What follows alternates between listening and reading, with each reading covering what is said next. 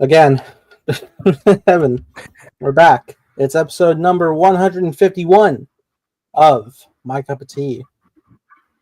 We're over the 150 hump. This was a busy week. We're here on Thursday talking about the busy week, the packed week. That was CinemaCon. A lot of these major studios talking about the future of their film slate for 2025, some beyond 2025, with some interesting news announcements depending on, your interest in the kinds of films that, the studio heads, actors, actresses, everybody was, introducing, revealing for the first time, or just a lot of new and interesting information. So I always love this week, even though it's always funny. This year, unfortunately, landed on April Fool's Day. So what was it, Tuesday? Was kind of a weird day where it's like, yeah, all these important announcements, but also it's April Fool's. So it's like, what's happening? What's actually happening? Yeah. Luckily, I was able to trust discussing film. Exactly. So yeah, we're going to share a lot of information through Discussing Film's website because they had people on the ground there. I looked at a variety of websites over the week, throughout the week, but this was a quick way to summarize a lot of these panels. We're not going to go through every little detail; that'll be 5 hours long. But we'll get through the important stuff, the things that interest us. But first, we can talk about Daredevil first, or you want to talk about Val Kilmer for last first. What do you want to do here? I think we should kick off with Val. Let's do that. Let's do that. I'm devastated, Evan. I really am. It's a heartbreaking loss. Very heartbreaking, very awful news to discover. I don't think I've actually cried at a celebrity death since Carrie. But yeah, this broke me, man. This was bad. Yeah, this was a heartbreaking one. 65 years old. He was dealing with throat cancer for the past couple of years now. So it was just a very unfortunate loss. It really caught me by surprise, just because the tragedy of it all. 65 is still very young. So we lost one of the great actors, one of the great, celebrity personalities, just a wonderful human being from everything that people tell us about him. Tom Cruise was even talking about him today during the Paramount panel, held a moment of silence in his honor. But yeah, this was an actor that I never really gravitated to growing up. But while I was growing up, he was in a lot of my favorite shit. He was in a lot of my favorite movies, and a lot of my favorite film experiences growing up were shaped by Val Kilmer. Some of my favorite movies still to this day are from Val Kilmer or feature Val Kilmer. So again, just a very, very sad loss. And, us in particular, we watched, I think, at least 2, 3, maybe films featuring Val Kilmer on this very podcast channel. One of your favorite movies of all time, Prince of Egypt. Yeah. One of the most impactful, revolutionary, fantastic animated movies. Beautiful performance there. Not just the very comforting presence that his Moses brought, but also he was the voice of God in that movie. And he did just as well there as well. I mean, that's my favorite animated film ever. It's so special. Yeah, we watched that. We ended up watching as well. We did Tombstone. Yeah, that is maybe that might be his best performance ever. Doc Holliday, correct? Yeah, Doc Holliday. Yeah. So charismatic, so charming, so witty. We also ended up watching Willow on the movie. Did. Yeah, and that movie is so good. So good. That's one of those movies where it's like, oh man, it's just so whimsical, so charming. And those are two things that directly describe Val Kilmer. And he was so good in that role. I absolutely loved him in Willow. And I remember Jake Kasdan, who did the series Willow, which is unfortunately canceled. I'll never forget it. Yeah. But they did want him to come back eventually, maybe a season 2 or season 3, if they could. Again, Top Gun Maverick worked its magic bringing Val Kilmer back. I think Jake Kasdan could have done a cool job bringing Val Kilmer back in some form or fashion, work around his circumstances. But man, he was so good in Willow. Just a very awesome character. that you like instantly gravitate to. But yeah, Doc Holliday. I had not seen Tombstone, but I love a good Western. And wow, he was so good as Doc Holliday. Just brought a lot of fascinating like charm, suave nature to the character, that quick-witted nature that I just love in a Western. He really stole the show in every single scene he was in. So that's a very memorable performance and a very great movie. Absolutely. Even speaking, you brought up Top Gun Maverick, but also, that was a special scene there. But even in the original Top Gun, that was a great like arc of like, you think it's just like the asshole butting against the main character, but he's like, no, he's like responsible and like worried about his crew, and he's a respectable pilot. And by the end, they're equals, they're friends and buddies. Yeah, the comrades, man. Yeah, I remember I saw Top Gun late. Like I saw it like only like a couple years before Top Gun Maverick. And man, that character is exactly what you said, Nathan, where you go in thinking he's one thing, but he has a lot more complexities, beneath the surface. It's actually kind of funny, like not to plug Time Blazer, but like arguably like a lot of the crux of like our characters is kind of that Maverick Iceman dynamic. Great point. Which is always good in fiction. It's always fun where you think you get this one trope of a character, but then beneath the surface, there's a lot more layers as the story progresses. And that's definitely the case for Iceman.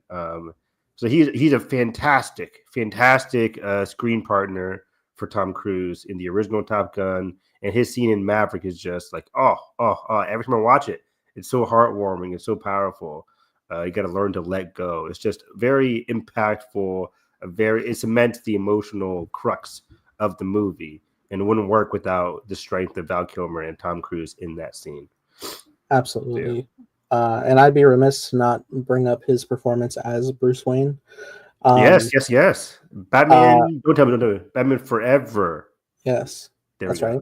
Let's go. Aside from presently Robert Pattinson, next I would say Val Kilmer is my favorite performance of Bruce Wayne after such, because he really, and Val does this with all of his roles, like he really like cares about the craft and getting like into the mind of the character, and he really does bring that special like stoic guilt, that repressed development of a person who experience a tragedy at such a scarring tragedy at such a young age that stunt their growth as a social individual. He really does bring that to the surface so well. Like it really is like he goes out to be Bruce, but it's not like Batman's the real character. It's like this is just he's putting on the performance as Bruce, but also like the Batman is fueled by the guilt,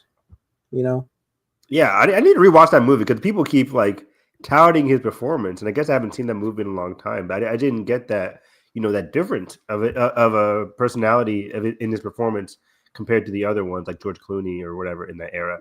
But yeah, I always did think Batman Forever is the better film of that. Was it Schumacher, whatever it was? Schumacher, yeah. I think it's easily better than Batman and Robin. But I think he's also just like a more developed Bruce than even Keaton. Like Keaton is like that mystery to him, but like you don't really like dive in like why he does Batman. But with Kilmer, it's very like intentional. Like he does this because of the tragedy and the guilt and the Wayne murders, and not only that inner look on the effect it had on Bruce, but like how he wants to protect Dick Grayson from becoming that as well in that movie. Yeah, we gotta watch those movies. Watch some DC movies for us. Yeah. Maybe when the Batman 2 comes out.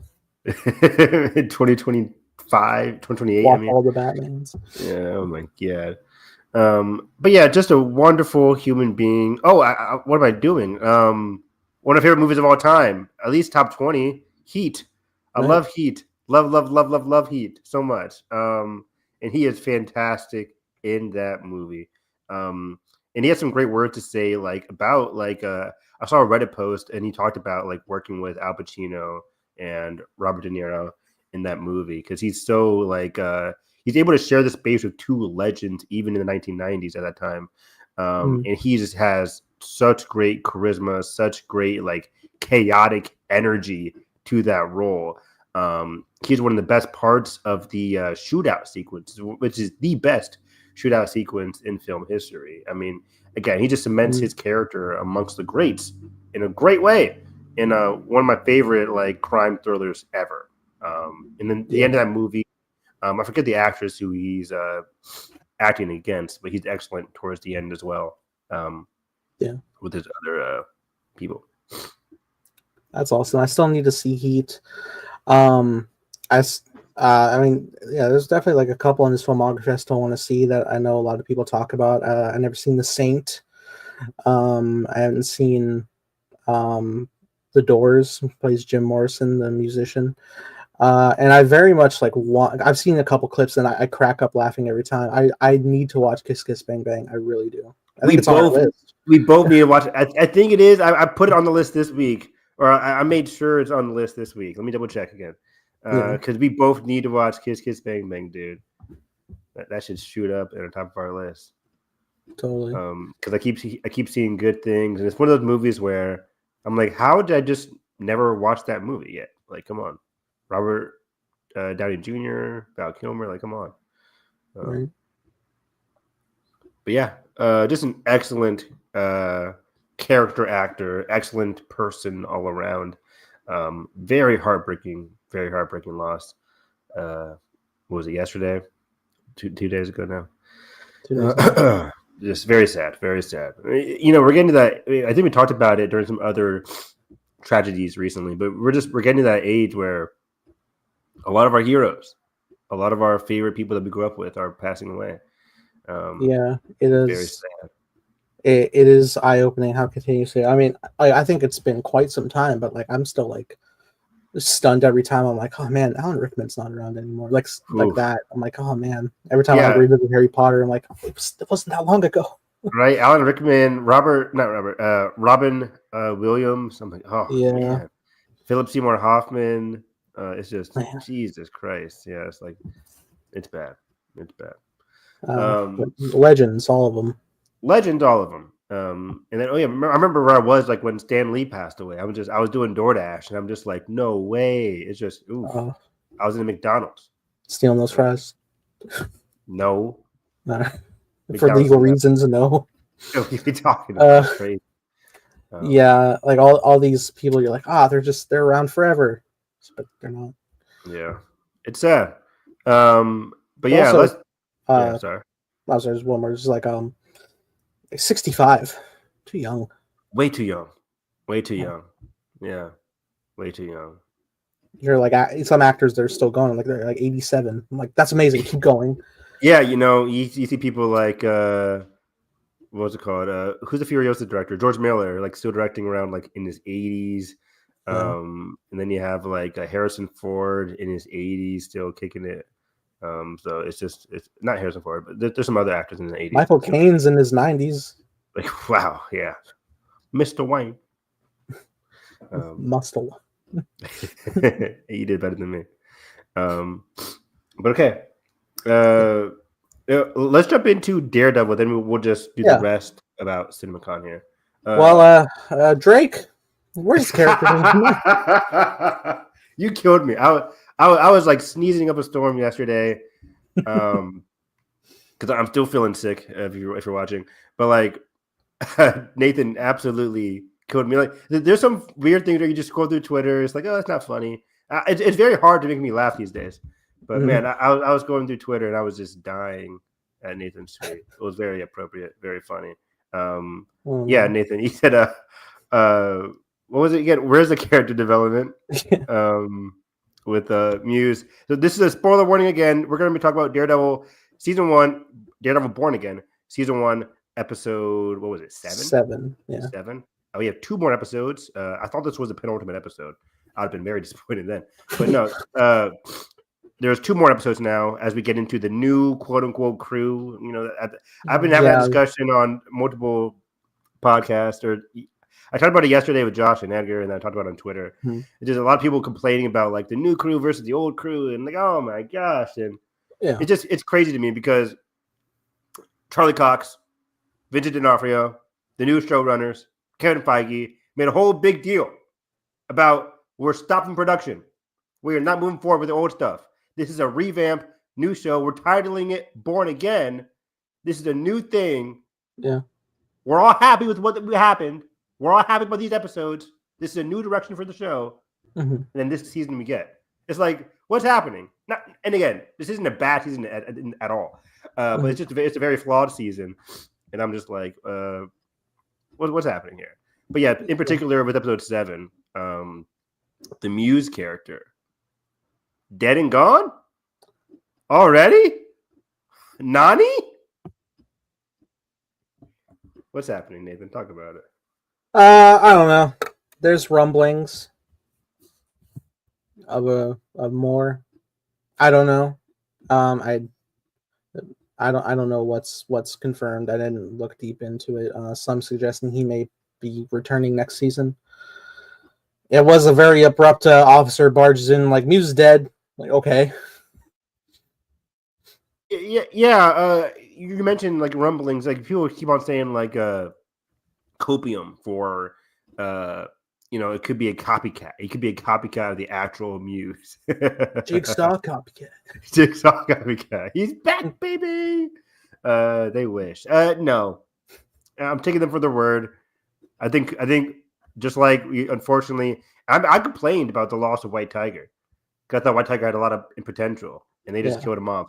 Granted, it was within a great episode. Episode 3, I think, is still the best episode. Mm-hmm. So, like, I think the emotional impact really affected me, but maybe that was the point.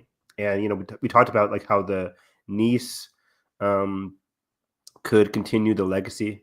But for this one, I mean, credit that like she's been a consistent through line for that.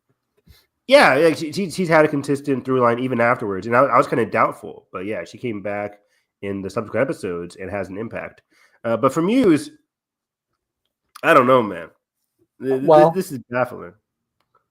Well, as I asked, where's the character development? But on it, like we kind of just like jump to the big old villain breaking monologue. But even then, we don't actually get a monologue. We don't get like a reasoning of like why is he doing this? What's his end game? What is his goal? What's everything? Dude. Like you're attacking innocent people, but like you're also standing against corruption with these political messages in your murals. Like last week, I complained about like how he's killed 60 people. 60 people? Like it didn't. I didn't feel the impact of the serial killer killed 60 people in New York. With hardly any lines. Again, we brought up he's more talkative in the comics. He's way more energetic and like interesting and hilarious. That like we watched like the second episode and like this is in the recap, or like showing the scene where he goes to talk to the doctor at her book signing, and was like, "I'll can you fit me in?" And in our review, I would brought up like that was Muse, and you were like, "It was," and I was like, "Yeah, casting. We'll see more." Yeah, I had no idea. I was like, oh, "Okay, interesting," and then cut to they've been a client for a while. Yeah, so much so that the emotional impact of this episode is supposed to rely on this connection that he has to this therapist, who we saw with him in one scene. They meet. I think they had one scene, and this is their second time talking, or maybe it's probably the first that we've seen. I don't know anymore. He specifically said to her, "You're the key," and I'm like, "Of what?" Yeah, it's like what you guys. I have no connection to what. First of all, the therapist and Matt. I just think the therapist is a bad character. She's not giving me anything. It's like I don't really sense a heartwarming connection between her and Matt. I just don't feel it. I don't know. It's funny because like there are multiple scenes of them like spending like dinners or talks together, but like she's not like involved in Matt's life outside of the quiet end of the day times. Yeah, exactly. He clocks out at night or in the morning, and that's just kind of it. And like it's different when like this is because they're building to like the whole, it's a big like caring relationship. They said I love you in this episode. I was like, wow. Okay, the framing of like plots of like the main protagonist is going through all like the crime shit, and then at the end of the day, there's the wife that's there at home. It's like, this isn't Breaking Bad, and if it was, that's not the relationship we're looking for. No, yeah, Sharon, is that her name in the Breaking Bad? Sharon, Skylar White. Skylar. Skylar is a great character. I don't care what people say online. Hey, she's a character you easily love to hate. You're supposed to hate in certain instances. But For the she had same people who are rooting for Walt, and I'm like, that's not it.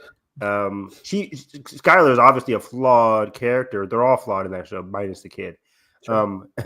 But like Skylar's a much more interesting character because while she is flawed, you kind of understand why she did it in her own weird way. Why she did certain things. Where's the money? It's like I gave it to the. It's like yeah. Anyways,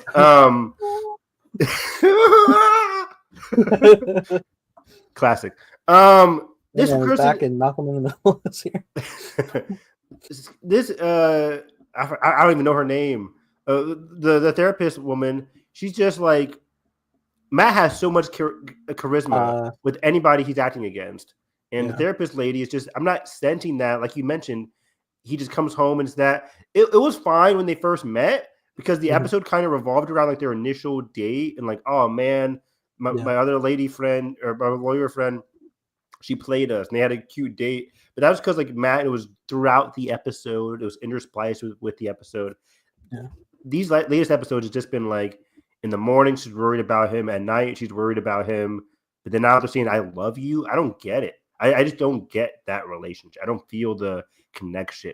Again, comparing to the Netflix series, Matt's, female compatriots, whatever you want to call it, relationships with Karen, much more, obviously much more stronger because Deborah is a fantastic actress. And not that this lady is not a fantastic actress, but just the material that they're giving her a lot. Yeah, they're not giving her a lot. They gave Karen a lot. And then season 2, I love the Elektra stuff. I know people hate that stuff, but for me, I love the Elektra dynamic with her and Matt. Maybe the stuff around him isn't great, but like the Daredevil and Elektra connection is pitch perfect. It's very unfortunate because like there's a lot of like tee-ups for her to have like really interesting involvement in the main plot. I mean, you made her Fisk and Vanessa's therapist, and I forgot about that. Yeah, that's the problem. Wow, we barely get like any real time in there, and every time we do, it's just like Adam.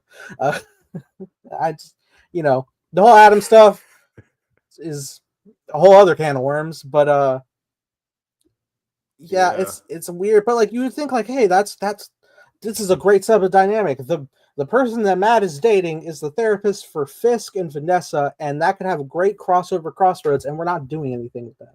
We're not doing any. I mean, Nathan, that was like storytelling 101. Like, oh, you're trying to connect the Fisk and Matt storylines. You have a connective tissue with this character. I thought that was like, oh, no brainer. Later in the season, something's going to happen. Something's going to give. And we've seen nothing. Maybe that still might happen in episode 8 and 9, but like now she's in the hospital, so I doubt it. So maybe they would use it for like interesting like plot of like she has knowledge about Fisk that Matt can use, but her morals doesn't want to break the confidentiality or something. And then like, also if she could find out that Matt's Daredevil, which like they get close to like kind of alluding to, but it gets played off. I'm sure that they'll like repercuss later. They are teeing it up, but just the ability to have. You think he's gonna tell her? No, I'm not sure she'll find out. She's already kind of like has like you said my name. Sounds like Matt, doesn't it? I just feel like this relationship is not going to last. I'll be surprised if it lasts past this season. I won't be surprised if they break up in the season finale. I don't know. There's like an interesting way I'm thinking about how the show's going to end just based off of what the season 2 set photos is teeing up with Matt. Yeah. We'll talk about that at the end because I'm curious to hear your thoughts there.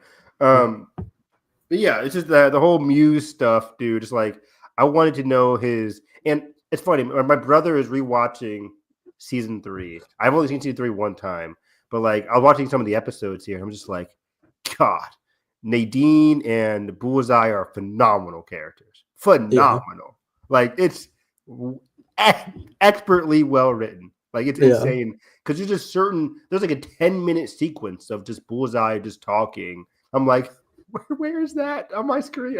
I need just minutes of characters just talking about their feelings, talking about what, no matter how crazy demented they are or how flawed they are. It's just like, let me understand what they are thinking, what's going on in their brains. Let me pick their brains. The characterization of Fisk in season 3 is so good. In this one, I'm just like, man, Muse, like I want an interesting antagonist.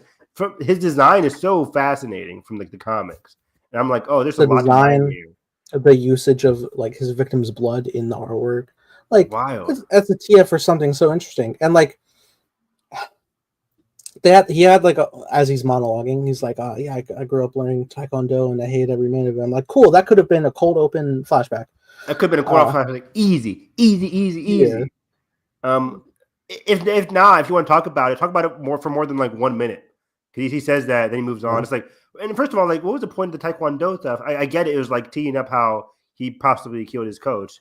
But it's just like, or I guess like how he could keep up with Matt. yeah, but he's not keeping up with Matt. Not 100%. I mean, you know, None of any these other fights were person even would have close. any other person would have just like stayed down Maybe in 5 seconds. Yeah. But it hey, was cool just camera hilarious.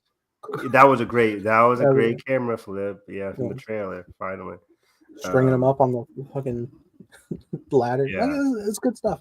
But you know, I need the depth. And I remember before the season started, I was like, "Oh, Muse could be We theorized that Muse would be an interesting villain for both Fisk and Matt because obviously he's a bad guy, so Matt's going to go after a serial killer, but also he's going after Fisk, and like Fisk could like say like, "Hey, Daredevil could actually help me here against this serial killer who's ruining my image." Wouldn't that be so interesting if like they're at a crossroads and Fisk is like, physically, I can't get my hands dirty, but I know you want to stop a serial killer. Here's some info. Like, please, imagine that. That'd been interesting because again, it's Fisk like dealing with the wanting to be in a position of power, but can't use his darker connections. But it was just so it had such an interesting dichotomy there that could have worked, but it goes nowhere. We just get more of the Team Rocket task force people who just succeed upwards, which isn't not totally wrong with our society now. It's like I've seen that a lot. I'm 90% sure a bunch of museum were cut when they went back and retooled the show. Got cut when they retooled the show? I don't know because like even in granted, I guess what was it even like committed to 18 episodes while they were shooting the first time, or that's what they announced it as, but I don't know if that was happening. Yeah, because at that point, like even if we're like, oh, they had to make room for the retooled stuff is like equaling like 20 minutes max. Yeah, and Draven, if you're watching this and listening to this now, it's like what's so aggravating about this whole discussion is that we don't know what they retooled, what they changed. There's some parts that are obvious. The episode 1 prologue with Bullseye, obviously new change, and the Frank scene, obviously, because John Bernthal did not sign up for the old show. He did not like the direction. So that scene was new, but that scene's great. But also the old stuff is also good. Episode 3 is the best episode, bar none. And that was all old material. That was all courtroom stuff. But then I mentioned like the action is very flawed in this series, and the action from the new stuff, where it feels very it feels very like not weighty at times or edited choppily. Yeah. Probably in the sense that like they like had to rush choreo. Exactly. Right. Yeah. Which makes a lot of sense. Cut corners. But in the Muse stuff, I don't know. Like the Muse stuff seems like it was always going to be there. Mm-hmm. I don't know. Especially if you didn't have Punisher in the original series, like you need some kind of like adversarial role besides Fisk. You know what became a problem, Evan, was the fact that every season has the clear-cut villain, and I'm sitting here and I saw Muse get taken out, and it's a problem that like I'm sitting here and I'm thinking like, oh well, who's the villain now? Even though Fisk is right there, obviously he's the leading antagonist with his task force, but I'm still sitting here like, oh, who's the bad guy? I'm with you because Fisk's antagonism isn't interesting. We're just getting him being a flawed mayor, and I think we're inching towards something interesting. Where I like this episode where Luca, is that his name? No, not Luca. His British sidekick dude, Buck. He asked him like, "Why did you want to become mayor?" Or no, he said like, "This is for the people, right?" Like in terms of Muse and in terms of like Daredevil taking down Muse for us, and Fisk laughs and stuff like that, but he's like a very funny laugh. If this is for the people, it's like, why would you have a problem for that? But we realized like Fisk becoming mayor isn't really for the people. But I've been grappling as an audience member, like, why does Fisk want to be in a position of power anyways? It's very subtle. I don't know if they're trying to be subtle or just not giving us a lot of answers. But I think he wants to be back in this position of power that he felt like he deserved in season 3. But now he has it, and he's still barged with this like red tape, while also having that like sinister, his old connections. So now he's using his new connections to foster his old connections. And that's where we get the task force doing things that he can't do. It's on the law, but it's kind of still bad. And he knows it. Yeah. It's weird how they're making this scene that the cop character knows that Matt is Daredevil, has been there since the old show, but I'm pretty sure he wasn't. It's not. It's not, but let's talk about that scene. Because I was very upset about that too. Because I'm like, I liked the cop character. I liked the cop character. But his outburst in this episode kind of caught me off guard. So I'm like, why are you upset for Matt? I can't even think about what scene you're talking about. When he went off on Matt, when Matt was like, he was asking where Matt went after Muse in the prior episode. Yeah. And the cop character was upset that Matt went out there last night. He was like, you shouldn't have gone out there. You shouldn't have like worn the suit base. Oh, you talking about Cherry? Cherry. There we go. Yeah. Isn't that what we're talking about? Are we not talking about Cherry? I thought he was talking about the Punisher tattoo guy. Oh, maybe he is. I'm not sure. Maybe he's also talking about the police lady. I don't know. Raven, who are you talking about? I thought you were talking about Cherry. But I was talking about Cherry, and I'm like, Cherry's outburst was just like, I don't feel that camaraderie that he has with Matt enough for him to be upset at him. He probably is talking about Cherry. Yeah, he meant Cherry. Yeah, okay. I understand what you're saying. Yeah, there's like, because we opened the show with Cherry finding out Matt's Daredevil, and this is the first time we've seen this character. And I thought that was a cool dynamic, because I thought that was like Gordon Matt or Gordon Bruce related. Oh, it absolutely was. But then now he's on like the stance of like, hey, if you want to throw your life away, and it's like, well, you're not Foggy and Karen. Yeah, and you were helping me. That's my issue, Nathan. I'm like, you're my detective. You're my confidential. You're not my dad. You're not my dad, basically. And I'm like, yo, hop off my D. Because I'm just like, hop off my double D. Because I'm trying to do good work here. I saved your life, damn it. Like, the niece would be dead right now if it wasn't for me. Yeah. I saved your life. And you're mad at me for throwing my life away? What do you mean? Like, and so, yes, Matt has been battling not wanting to be Daredevil. So I get that Cherry's like, well, what Cherry's been told is that Matt doesn't want to become Daredevil anymore. From Matt's own perspective, it was like, the demon, and, he felt like he's not a good person anymore. But now that we've seen, as an audience, we've seen Matt slowly progress back to that person for good reason, to save a life. But then Cherry's all like, if you want to throw your life away, it's like, no, I'm not. It's like, I just realized that things have to change. I have to change. And granted, Matt's not saying this to Cherry, but like, it's just obvious. Like, yeah, I saved her life. Cherry should have been. I just totally expected Cherry to be more like, at least a little bit more sympathetic or empathetic to what Matt did that night. He's like, I'm not helping you out anymore. It's like, okay, it's not like a serial killer is still out on the loose. Like, help me, brother. So this is weird. I've noticed like the whole show, like every side character, are only ever a part of scenes that involve either Matt, Fisk, or Muse to a small degree. Like there's no characters that are just operating on their own and having their own daily life. Like they are all working in service of these three, which like, yeah, I get that's how some stories work. But like, if I'm to like have emotional development to like the dynamic, like if Cherry got shot the next episode, I don't think I would feel that. That and I like he had a cool dynamic for sure. I like the actor. I like what he's doing, but like I don't have any tie. Like his coworker Kristen in the law firm. She does not exist outside that law firm at all. I don't know if she walked outside. I think she'd turn to dust. Cause I don't think she can't resist like the law firm. It's really baffling. But you're right, Nathan. It's like, again, I keep mentioning season 3, guys. My brother's rewatching it. I was sitting there watching it. Episode 1, season 3, 90% of the episode, Nadine. Just Officer Nadine with his family. And I'm guess what? It's riveting as hell. And I'm just like, it's riveting as hell. Because at the end of the episode, he tossed a Fisk. You're just like, oh shit. Like this good character that we like is now like under Fisk's payroll. It's like, oh no. but he's doing it because we know why he's doing it, because we watched Yeah. the whole episode where he cares about his family. We- Episode 2, all bullseye. I'm just like, Yeah, we get a lot of like we get Dex scenes. a lot on of his Dex own. scenes. A personal lot of- life that Fisk starts to like meddle with and manipulate, stuff like that. And even outside of Fisk and Matt in season 3, we're getting a lot of like Foggy and Karen dealing with like the absence of the ghost of Matt. Yeah, Karen got a whole episode. Yep.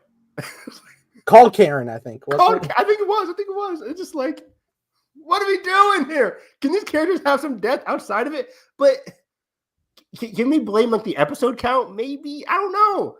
It's just like it's because yeah, it's like what?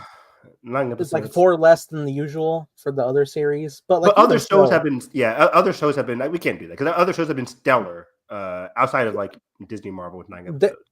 Loki had 6 episodes each season, and like I had a deep care for not only Loki but Sylvie and Mobius, even Hunter B-15 got some development. Exactly, like, right on. And that's with 6 episodes, and like they're not the only ones. Like Hawkeye does that.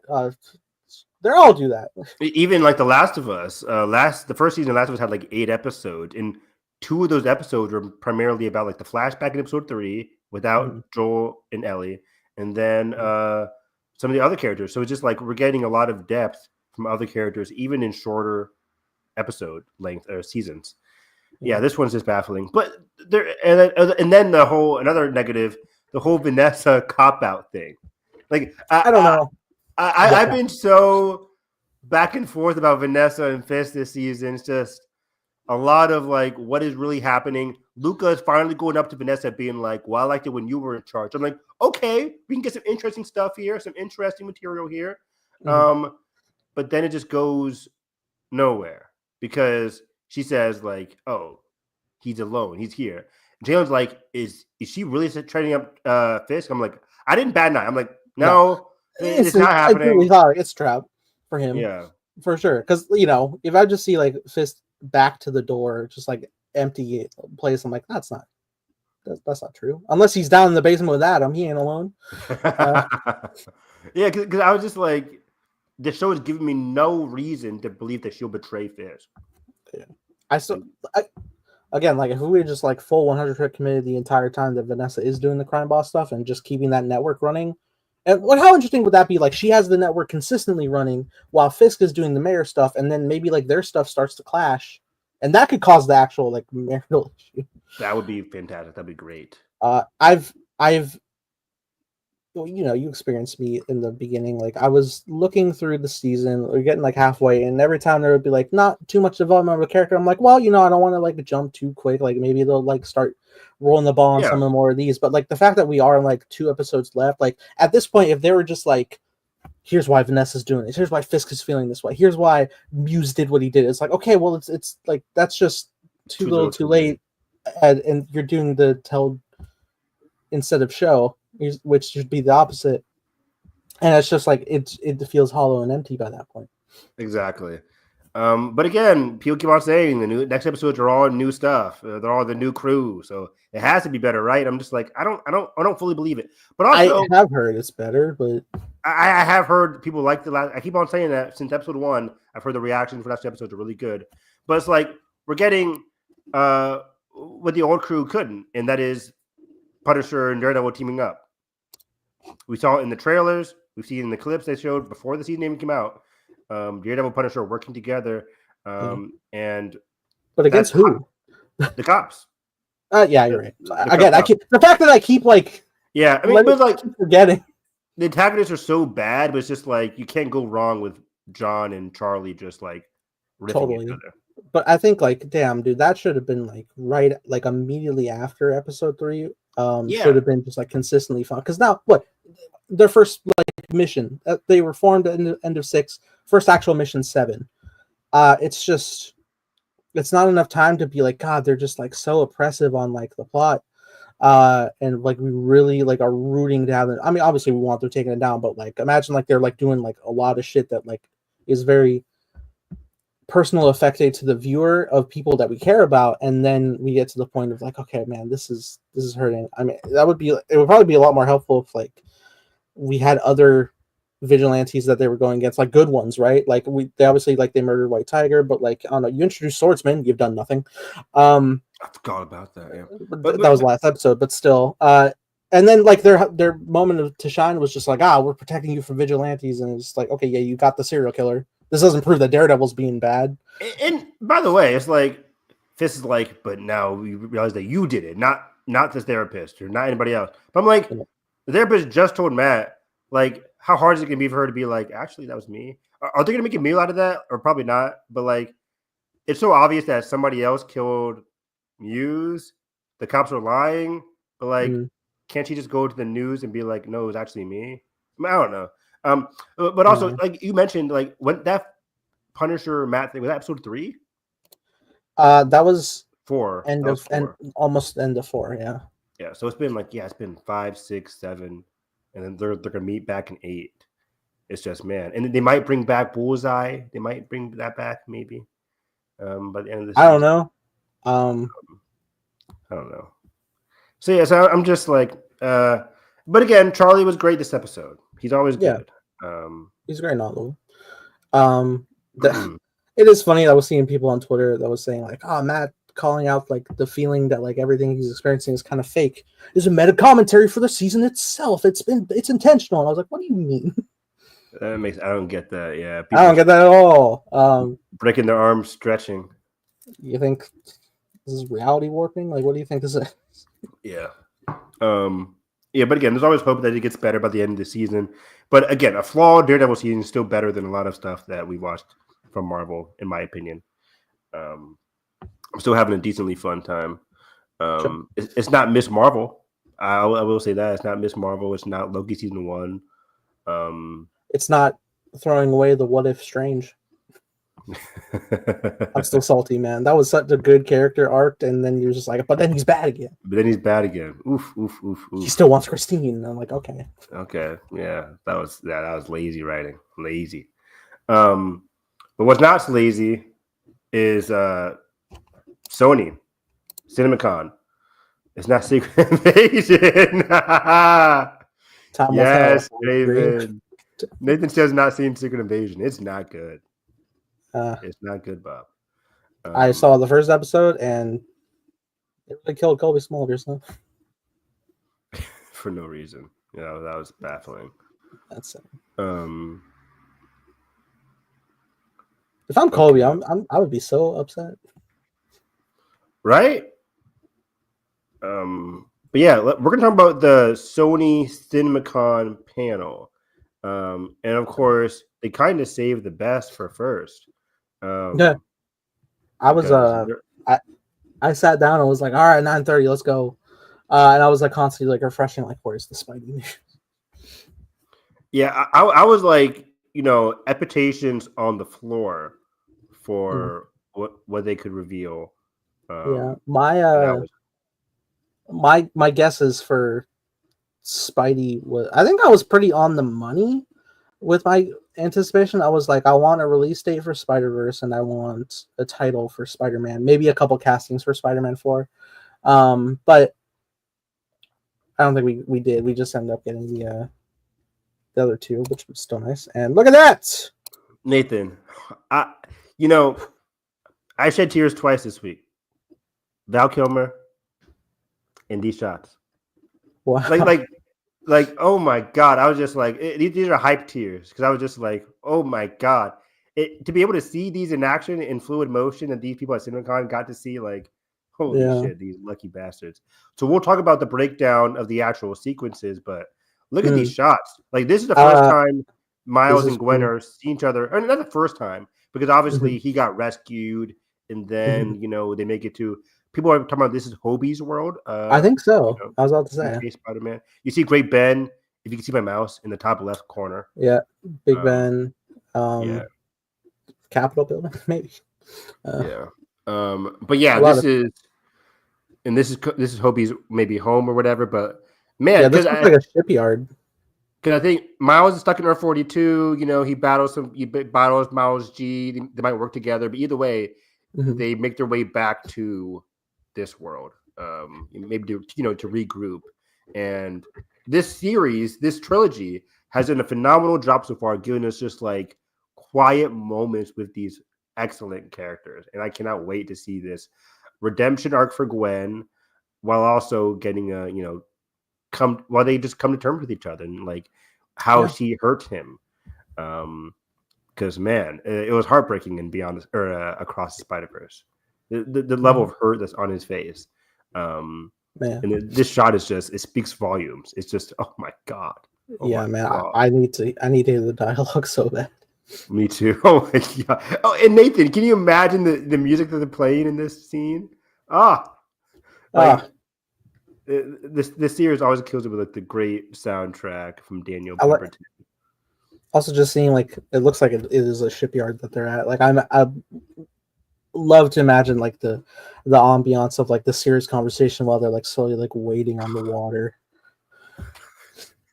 By the way, it finally got a release date. It was like June or July 2027. Yeah, which is out. It's farther away than the last release that we got to now. Yeah. What do you mean? We have more days until this movie than it has been since we last saw the last movie to now. Yes, yeah, true. So it sucks, but yeah, at least we're making time for it. I kind of figured like 22. We knew it wasn't coming out this year. That'd have been a baller. I was delusional. That'd have been amazing. Like boom, baby. October. Yes. But like 2026, we knew Spider-Man 4 is coming out. And they don't usually release this and a live action Spider movie in the same year. The first one was in 2018, 1 year after Homecoming, and then second one was in 2023, 1 year after or 2 years after No Way Home. So this is 1 year, but just imagine, guys, we'll get is there any Spider-Man stuff? Oh, we got Friendly Neighborhood Spider-Man this year. Right on. But next year we're getting Spider-Man 4, which we'll talk about in a second. And then next year in 2027 we'll get Beyond, and then 2028 Insomniac might be dropping Spider-Man 3 for the PS5 or PS6 at that point. So very. Will it release before the Batman Part 2? Draven says. It's crazy how this movie Beyond the Spider-Verse is coming out before Batman Part 2. There's no way in hell that should happen. There's no way in hell that should happen. Like, this is an animated movie. If this movie was live action, this movie would have came out already. But like, it's animated, so it takes a long time. Yeah, it's not just like one set art style of animation. No, that's the thing to remember. There's hundreds of different art styles in each scene alone. Like, and new ones being developed. People from CinemaCon, the discussing film people, everybody has been saying like, "Oh, this movie looks way different from Across," and I'm like, "Wow," because people who we watched Across and it looks way different from Into the Spider-Verse. So it's like I love how the evolution of the animation keeps moving along. Claymation, but yeah. Miles versus Miles G. This is like the same home because you can see the chain. So this is the same area where they fought or where they last met. But this is definitely going to be the start of the movie because you can see the ripped up shirt on our Miles. Uniform. They said this is like right where they said this is going to start right where we left off, which is exciting. Super exciting. There's no other way to do it for sure. It just looks stellar. I love the animation. The shine on his claw there. And if people have watched like the Miles G. Morales, what do you call it, Nathan? The pre-animatronics? What do they call it? Pre-animation? Well, because usually like previs, but like if you're talking about like line artwork, it would be like animatic. Because there's a whole thing of him and this universe's Aaron Davis character, robbing. Were they robbing the Sinister Six or robbing something? But it was for like a good cause or something, right? They were robbing like some kind of medicine or something. I think so. And we know that like Miles G here is.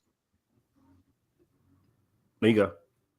Oh, I had like seen the same guy. He's great. The animator that did the Lego sequence of Beyond the Spider-Verse. He did a Lego sequence of that deleted scene, and it looked really cool. Yeah, and I really wish we finally saw that deleted scene in, fully animated. But, Mm, we're gonna get something like that in this movie because they're gonna fight, then they're gonna become friends because we know the bigger villain is definitely the Spot, and mhm. what's going on with him. Um, Not to so mention yeah, I love. we have the pressing like 2-day time clock to save Miles' dad. Yeah, that's gonna be Man, very intense. This is a great shot, simple, but man, yeah, Miles is pissed. it's the poster shot, but without all the Spider-Man behind him. Oh yeah, you're right. I didn't realize that. Um, and then one last shot. That's it's always so cool to see the dynamic velocity going through the city. Yeah, you think this is Earth 42? Maybe his suit looks repaired here, so I don't know. It does. You're right. So it might be something else. It might be 42. Yeah, But yeah, it might be his Earth. Maybe. I'll stop sharing. I'll look for the other article in a second here. Yeah. But yeah, I just oh man, super super exciting.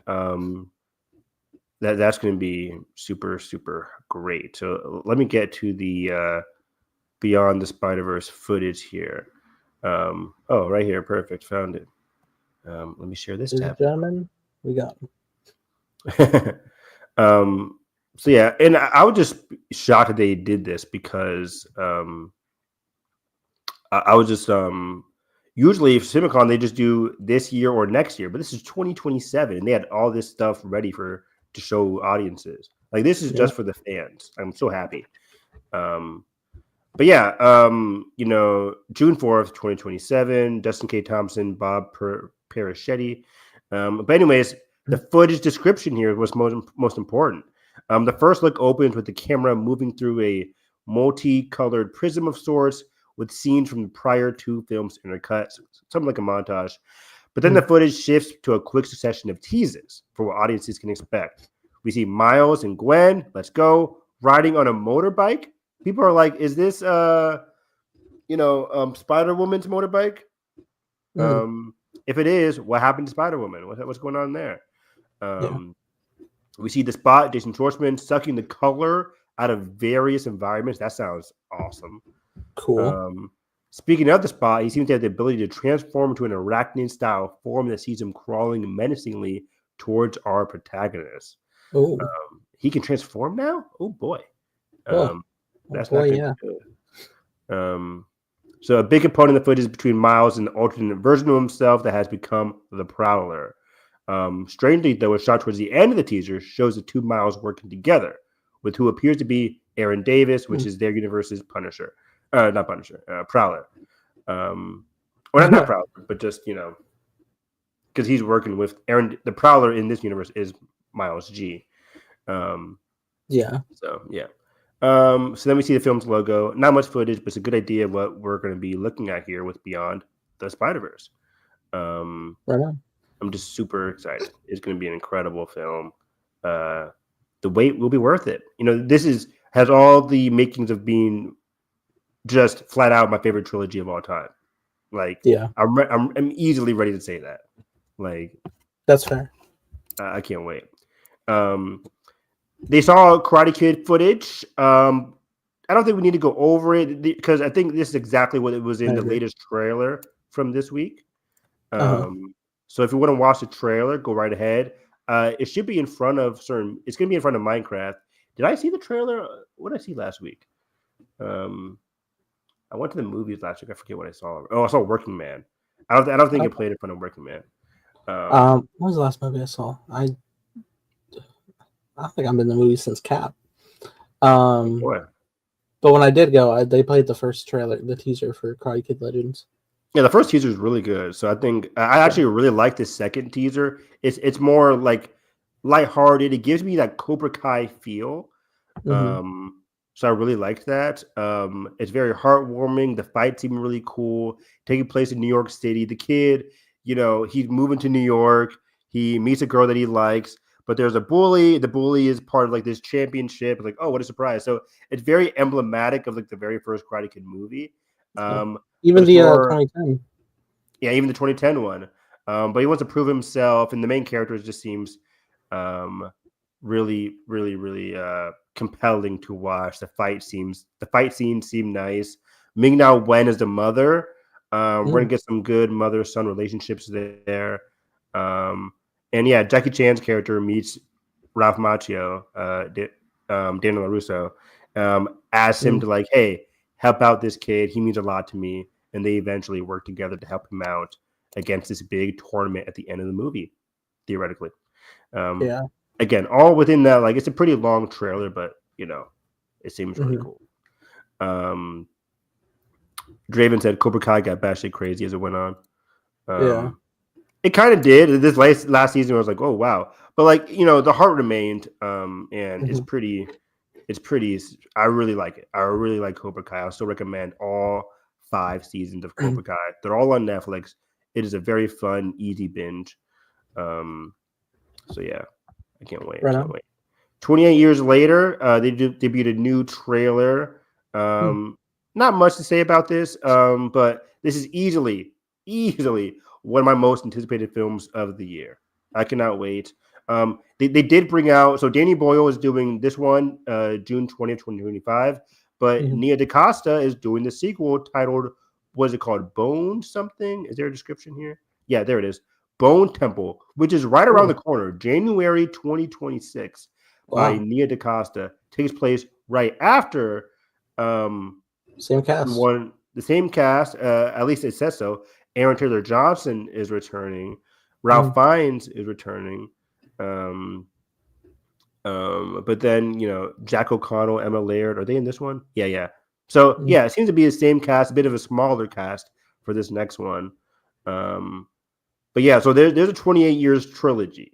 So yeah, the one this year, the one in January next year, titled Bone Temple, written by Alex Garland, directed by Nia DaCosta, and then they said Danny Boyle did talk about wanting to come back to do the third one, kind of like a J.J. Abrams sequel trilogy scenario where he did the first one, doesn't do the second one, but then comes back for the third one. Ray Fiennes is potentially the villain, which I didn't get from the first teaser of this movie, this upcoming one. So I wonder if he becomes the villain in this movie. I don't know. But yeah, I think Aaron Taylor Johnson is going to remain, and his son are going to remain the main protagonist of this new trilogy. They did mention, what's his name? Oscar winner, the guy from Oppenheimer. What's his name? Help me out here. Cillian Murphy. Cillian Murphy. They did mention he might be back in a role, either. I don't think he's in this one, but he might be in Nia DaCosta's movie. Or something. We'll see. But yeah, DaCosta mentioned that for Ray Fiennes' character at the end here, they'll learn more about his character 28 years later, but stresses that he is crazy and ready for audiences to meet him. Cool. I'm so excited for this franchise. You know, I haven't even seen any of these movies. Me either. Just the trailer alone. Good trailer. My proclivity to watching great post-apocalyptic zombie shit, like both of these movies seem right up my alley, so I cannot wait for. Now, I've seen the mounted GoPro shot on cars. I've seen them on X-Wings, damn it. Never have I seen it on the back of a crawling zombie. That's insane. That's going to be stellar. So, super exciting. Caught Stealing, Darren Aronofsky coming out later this year with Austin Butler. What's fascinating about this movie is I mentioned it on a tweet earlier today, but like we have Paul Thomas Anderson coming out later this year with what was it called? I forget the title, but it's the one with Leonardo DiCaprio, the big trailer from last week. Seems to be some kind of like crime, comedy, heist thriller. And it seems to be Paul Thomas Anderson's biggest like audience receptive kind of movie coming out later this year. And we seem to be getting the same thing with Darren Aronofsky, who classically makes these crazy kind of movies. But this one, starring Austin Butler, Regina King, Matt Smith, Zoe Kravitz, Liev Schreiber, Vincent D'Onofrio, Bad Bunny, a big cast. And it seemed to be an ensemble heist thriller. Austin Butler is an he's a Hank Thompson, an ex-baseball player dating Zoe Kravitz in 1990s New York City. Bad Bunny is a smoking gangster. and it's just like all this chaos. So they say the trailer climaxes that we see Butler's character descending into the New York crime scene. This seems really, really cool. I know a lot of people had this as like an Oscar potential kind of movie with Darren Aronofsky. I don't get that from this description. It seems like a very fun, like crime thriller, but it coming out in August and it being like a heavy, heavy crime thriller, I don't know if I have any awards potential, but it seems very interesting though. I can't wait to see it. Yeah. I love Vincent D'Onofrio in these crazy roles. Big, Bold, Beautiful Journey from my guy Coconata, who did some episodes of The Acolyte. He did one of my favorite movies in Columbus. Yeah. And he was in this one movie with Colin Farrell. I forget what it was called. But it was really well received as well. But this seems crazy. After Yang, that's what it was called. A very emotional movie. But I heard mixed responses from this movie where people are like, you're either going to love it or you're going to hate it. Because it's a couple, Colin Farrell, Margot Robbie, stepping through a red door and going through the memories of Colin Farrell's character, where he lost a young love, a quick succession of shots going through like visuals of their memories as the two characters walk around together. There's Phoebe Waller-Bridge's character sitting at a desk. So it's just a lot of like emotional, heartwarming, funny. It feels very Eternal Sunshine.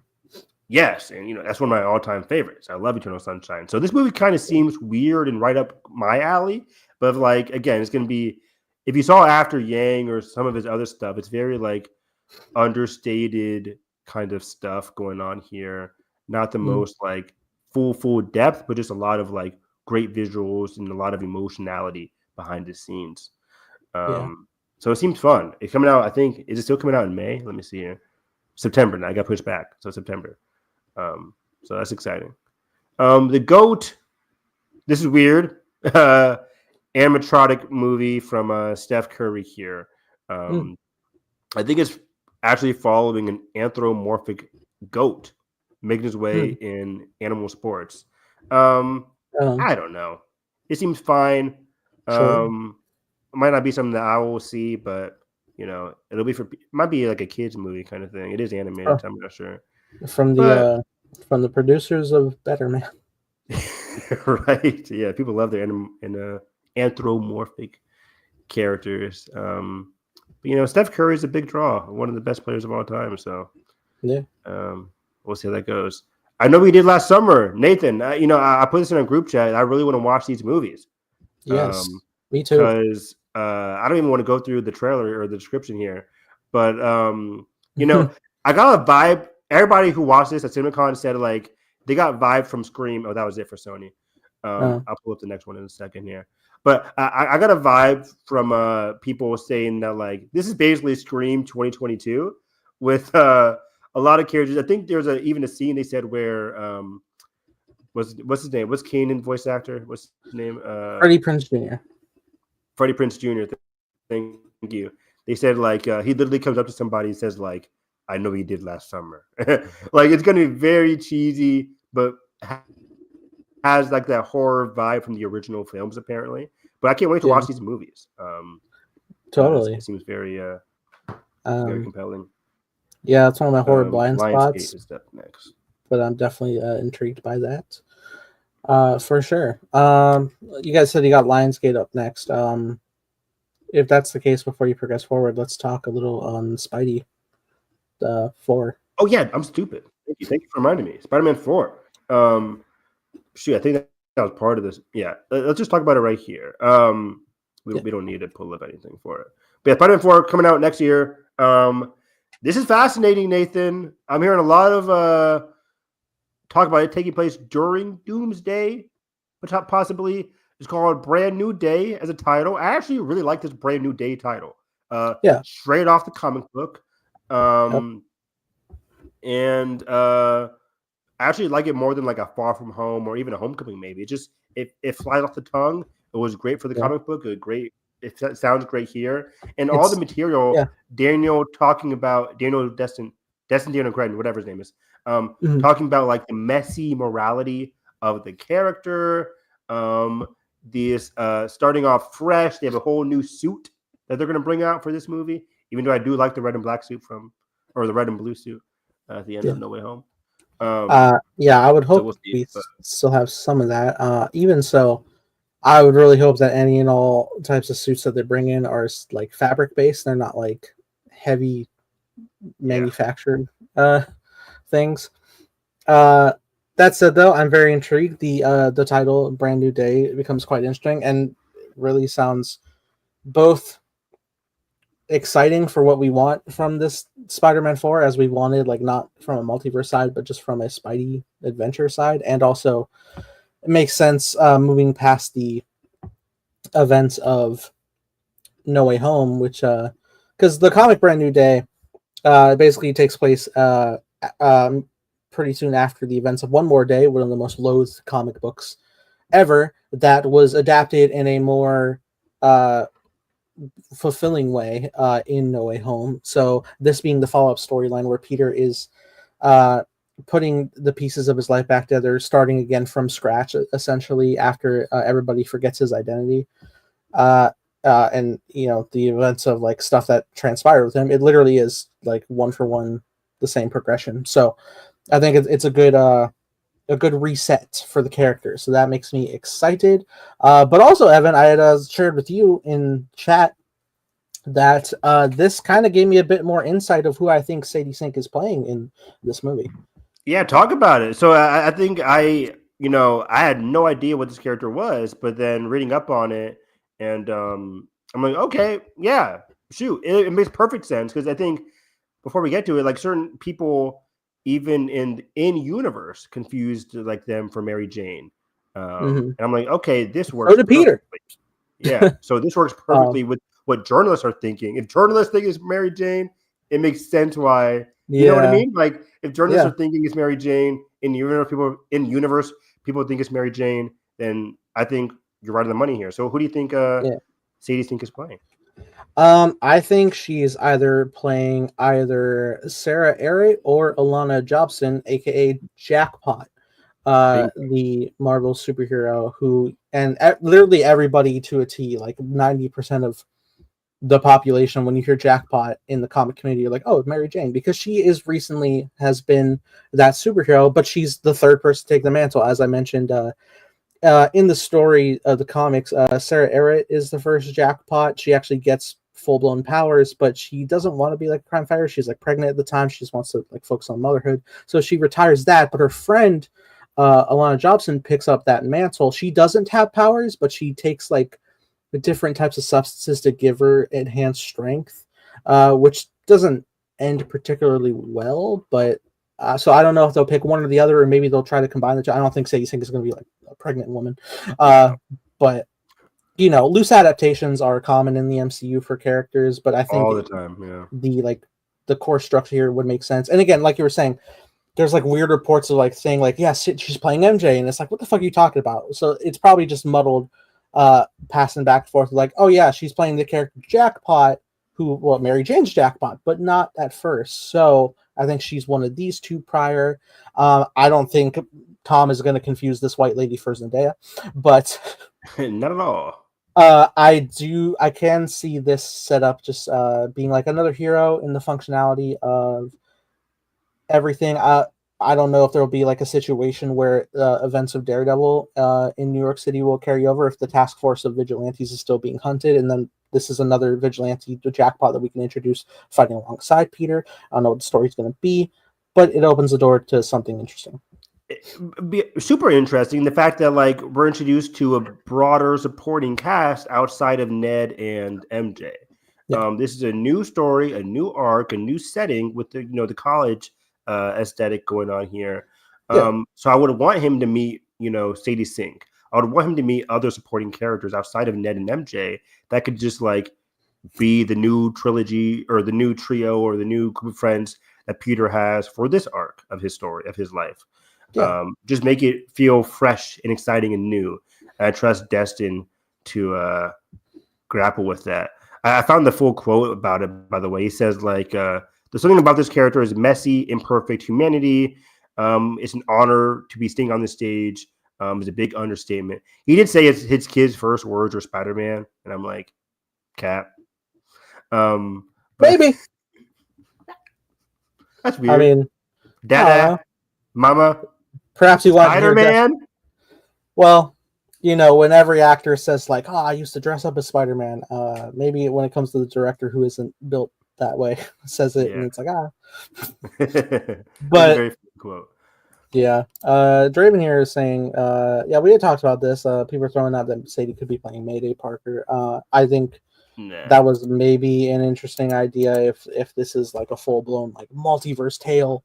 But now I'm kind of feeling like it might not be.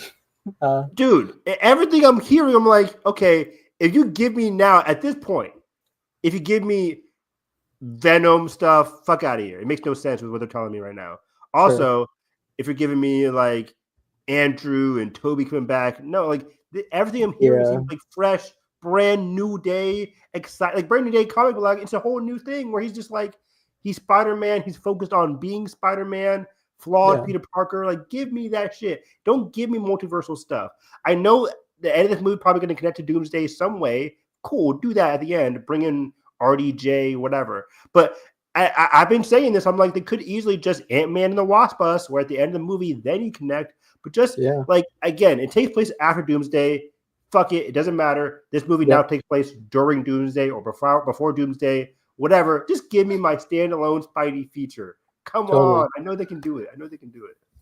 I had also heard in chat, I won't say from the source because I don't think they'd want to be named, but the idea that Chameleon might be the villain in this. It's in my notes as well. I forgot to mention that. Chameleon as a main villain, as well as the rumor of like an older woman person playing the villain as well. Yeah, we didn't talk about that much, but that was interesting because, well, first I saw the report like it would be for a woman, and then I saw a separate report that it was for a man. So I don't know, but like, but Chameleon has been floating around for sure.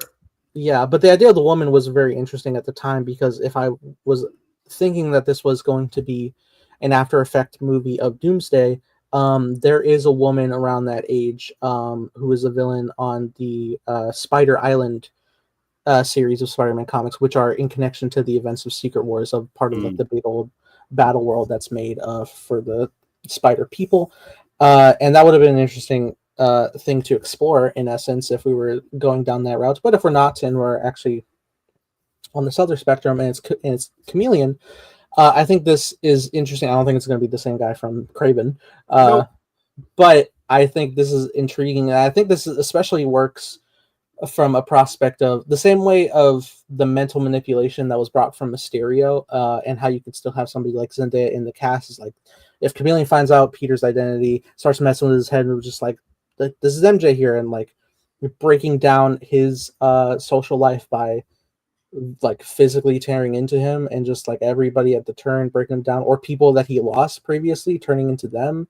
I love that. Cool. That's great. And then that definitely gets into like his humanity. It's like in the middle of a fight, he's like punching and swinging, and then he sees MJ. It's like, oh man, that's gonna be, or Aunt May. Oof. Yeah. Oof. And then he swings into Secret Wars and he sees Doom and he's like, Chameleon. You're right. No, not that one. That's the real deal. So yeah, that's very interesting. So yeah, everything I'm hearing about Spider-Man 4, I'm like, okay, you turn me around, because we every week we talk about Spider-Man 4, and it's like, what are they doing? Venom, multiverse, whatever. No. There is people have been floating around that press leak from Spider-Man 4, where months ago they revealed the brand new day title, and I think we talked about this, where it mentioned like Andrew Garfield, it mentioned Robert Downey Jr. And I'm just like, okay, the title was correct, but like the plot still seems like very like post, Doomsday-ish with Andrew Garfield and Robert Downey Jr. That might just be Spider-Man storyline in Secret Wars. Yeah, maybe. So yeah, we'll have to wait and see. But yeah, I'm so excited for this movie. And it'll be this year, or we'll get a trailer. They'll be filming it this summer, by December in front of Avatar. Bet your ass we'll see a Spider-Man 4 teaser trailer. Trailer, or some kind of thing. I would love that. Do you get a Spidey trailer in front of Doomsday? Maybe if he's not in. Oh yeah, definitely. I mean, definitely playing Doomsday. Yeah. Sure. Yeah. So yeah, that'll be interesting. Again, I like the title. Brand New Day sounds good. Do not start a trilogy with the word day in all of them. Don't do it. They're gonna do it. Don't do it. What's the next one gonna be called? Day of Reckoning. Happy Days. Monday, Tuesday, Happy Days. I don't know. Doomsday. Yeah, I kind of think you can't think of a day title, but yeah, that's also. I also we never talked about how last week there was a rumored Black Panther 3 for February 2028 release date. Right. That also makes sense. You know, one of the first movies post Secret Wars, with the new Black Panther. Maybe we'll see what happens in Secret Wars. Yeah. Denzel maybe in that.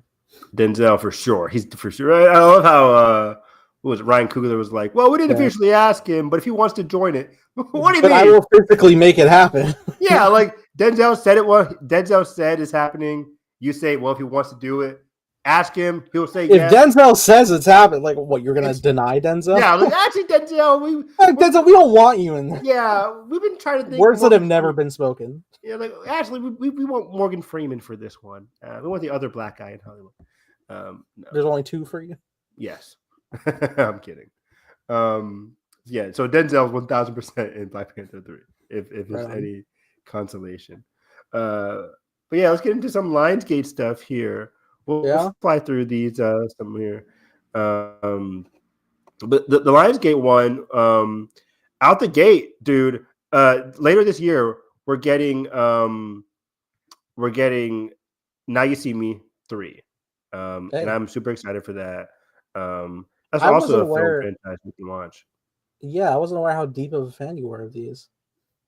I love these movies. I love the first one. The second one, I walked out like, man, that was not good. A little weird. But the first one is really good. It has a special place in my heart. Have you seen both of these? Yeah, I have.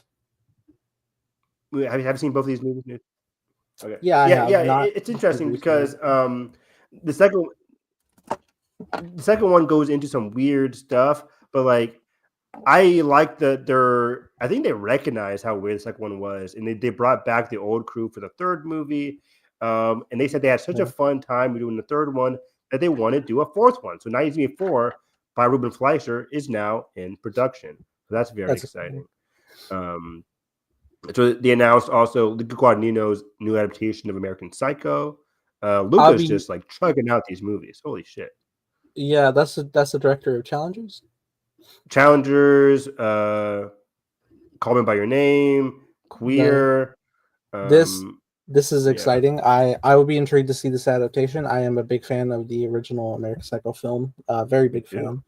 Not in the weird dude bro way, but in the genuine like storytelling way. I agree. Yeah, for sure. So yeah, and then Paul Feig has a new first look deal with Lionsgate, which is good for him. He's a good director. It's kind of upsetting that the sequel to A Simple Favors 2 is straight to like Amazon Prime, I think, which sucks because that was a great theater experience. The first A Simple Favor movie. Which one was that again? It was Anna Kendrick and Blake Lively. That's right. Yeah. Yeah.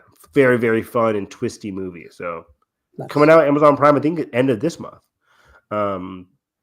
But hurry up tomorrow, Trey Edward Schultz, who his last movie was Waves, which I really loved with Kelvin Harrison Jr.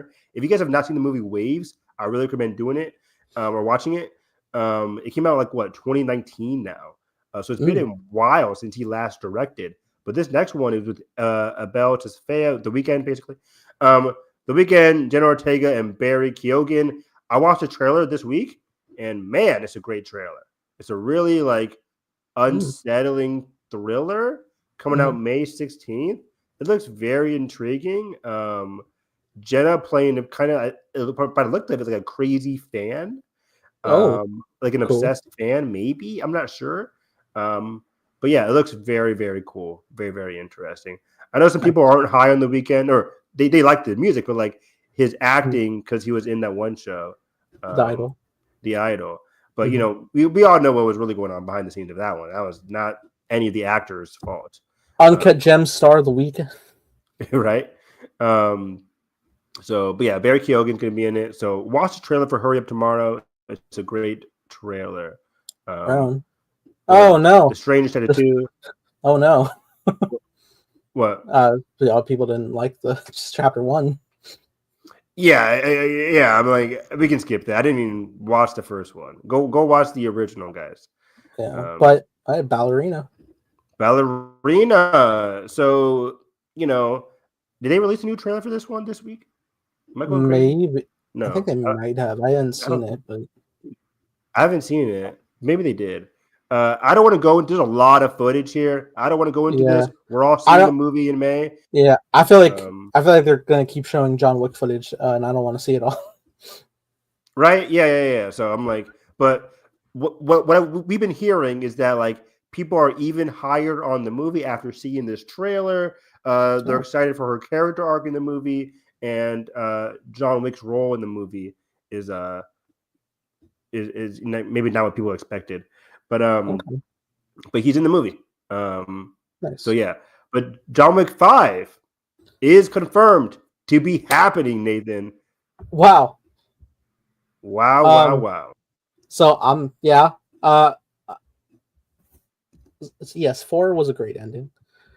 Fantastic ending. It absolutely. I'm still gonna take this and immediately inject it into my veins. I'm the same way because I trust Keanu Reeves and I trust Chad Stahelski. If anybody else was doing this, I'd be like, "Oh, what are we doing here?" But hey, the fact that like 4 movies on, it started out small, but like even like from the smallness, like they were able to build so much, not just lore of the world, but like so much thematic symbolism to a lot of different story archetypes in every iteration of these. And if they like continue that masterstroke, which I know they can and will, I'm absolutely there.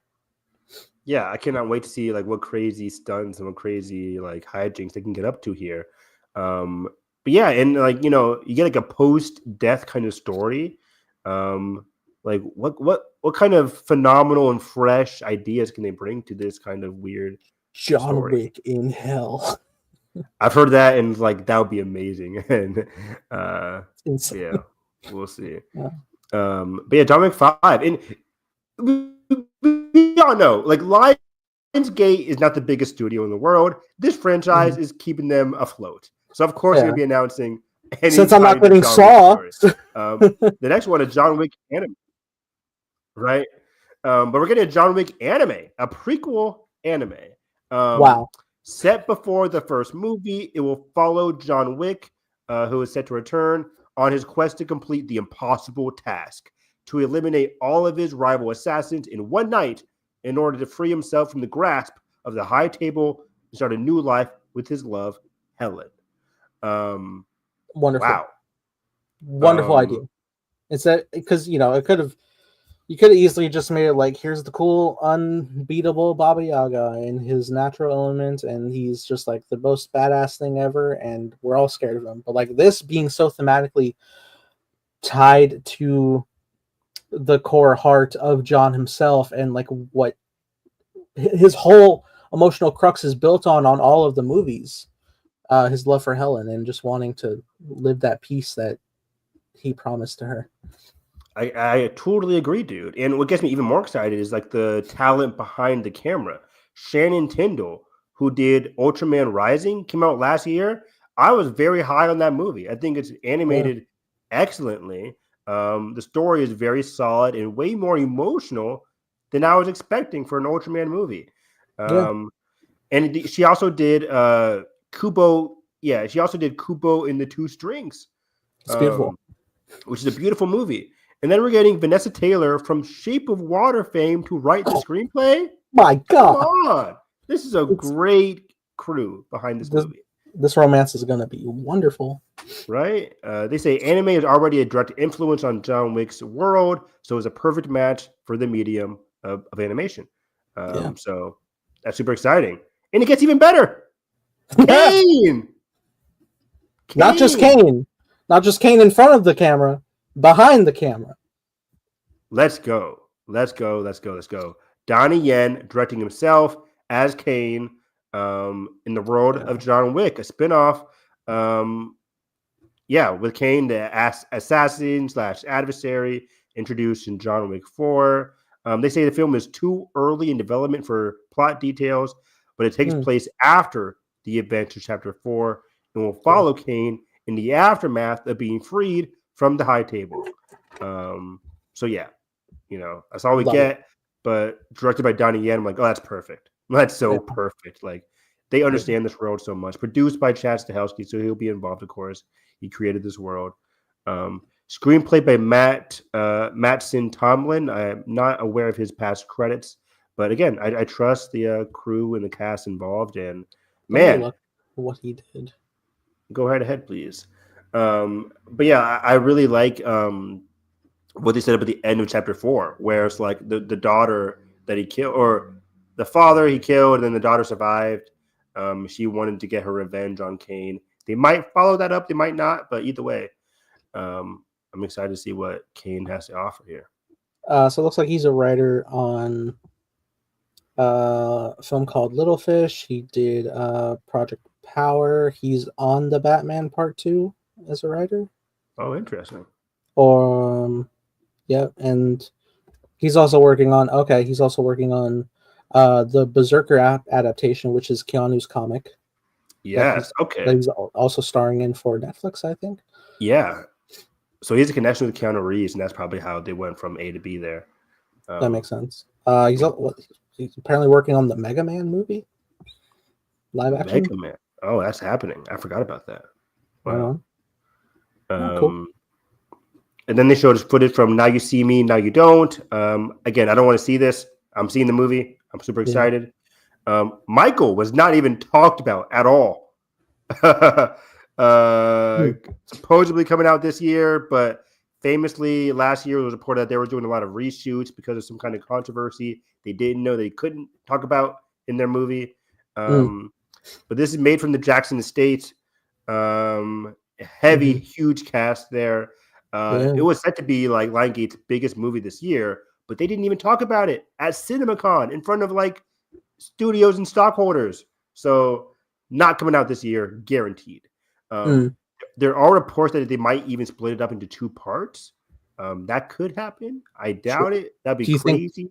Do you think they're going to go all the way to the end of his time, or do you think they'll just go like high rise of fame? I thought they'd go till his death, but like if they want to split it up, they could definitely go like the first movie be like his high rise, then second one being like his later years. We'll have to wait and see. But I was very excited because I think that was like going to be a big Oscar play for Coleman Domingo playing his manager. Yeah. But not coming out this year. Hunger Games, Sunrise on the Reaping. The book came out literally last month. Yeah. Was it received well? What? Do you know if it was received well? Oh yeah, a lot of people liked it a lot. Right on.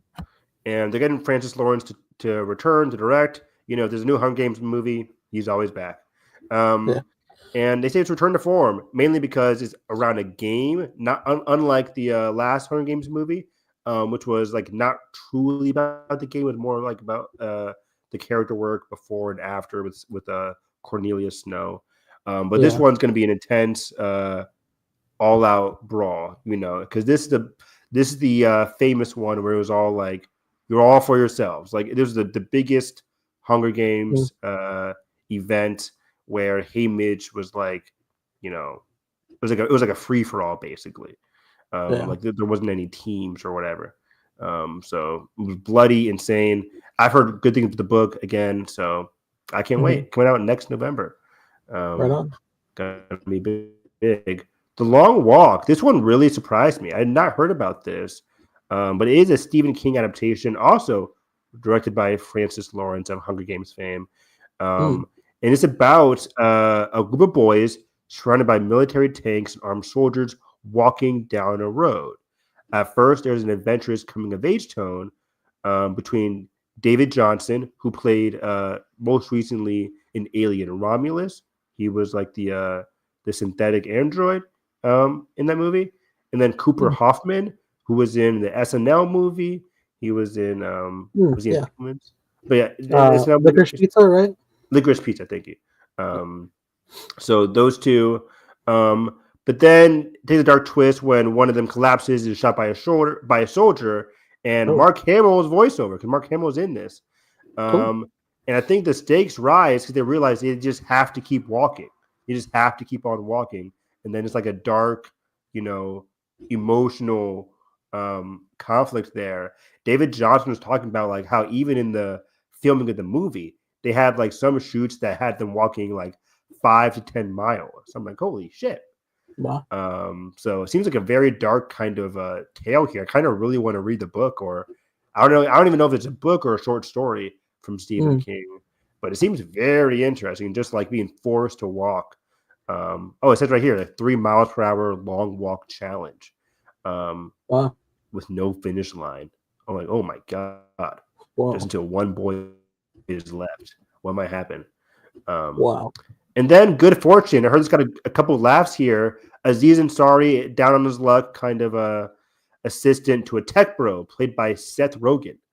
And then they say like that is until the angel Gabriel comes into his life, played by the GOAT, Keanu Reeves. That's awesome.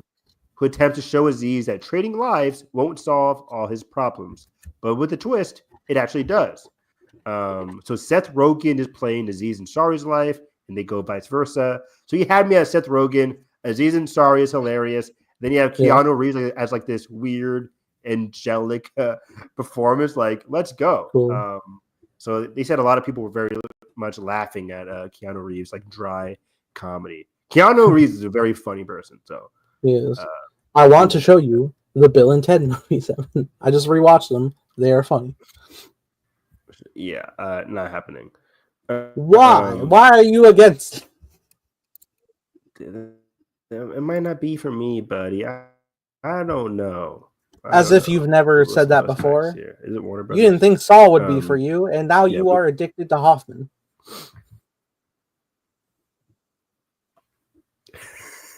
You know what, Nathan? You're right. You're right. You're not wrong. You're not wrong. So up next we have Warner Brothers here. We'll fly through this one. Warner Brothers didn't have like the biggest, surprise panel here. My thing is still loading. Yeah, real quick. Is there a new Superman clip? Yeah. So like that preview that's supposed to play in front of Minecraft. James Gunn released it today. I would have saved it. Yeah, you hear me? Yeah, I hear you now. What happened?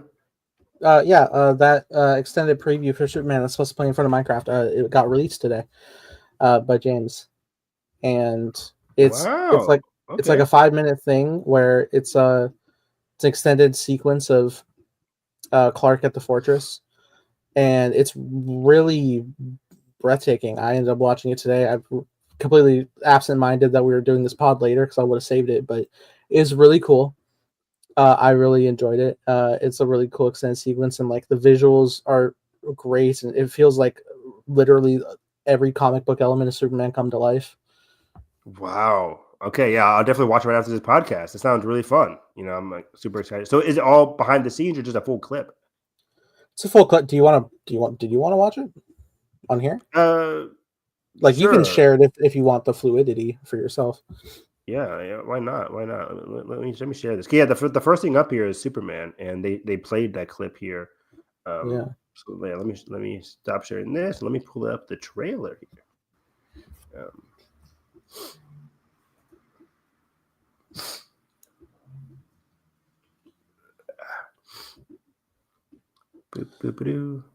But yeah, I saw James tweet it out, and I was like, "What the fuck?" Hold on, I queued it up on my TV, and I was like, "Let me look at this." And he must have dropped this He must have dropped this shit when I was taking a nap. He was like, "They ain't going to see Minecraft. Let me get my clout now." Yeah, because he was like, "Play for the Minecraft," but like, you cannot pay me money to go see that movie. Nice try, buddy. It's no Superman 4: The Quest for Peace, but it looks pretty good, says Straven. Exactly. I think the DC page themselves up. Yeah, you found it. Yeah, there you go. Okay. Boom. Boom. Oh, that seemed loud. Okay, all set. Yeah, you should be able to full screen it. Is it full screen? Oh, okay, full screen. There we go. Yeah, there you go. Okay, here we go. Apologies for if there's video issues, but I have not seen this, so we'll see what happens.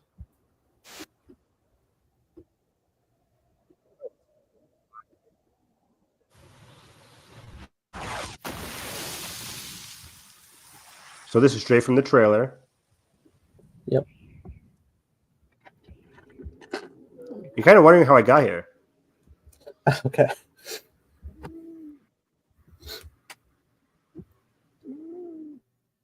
Evan every Monday. Who beat up Superman this badly? How you get rocked like this?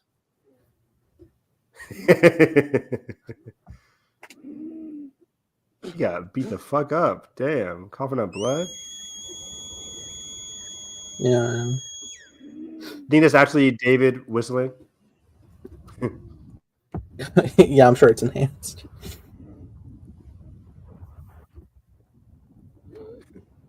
Like, David's actually a very good whistler. That's how they cast him.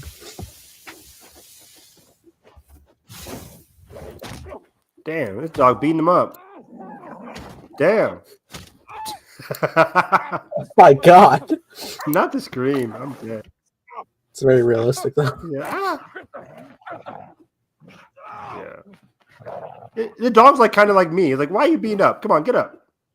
Take me home. He's literally just a dog, but that has powers. Home.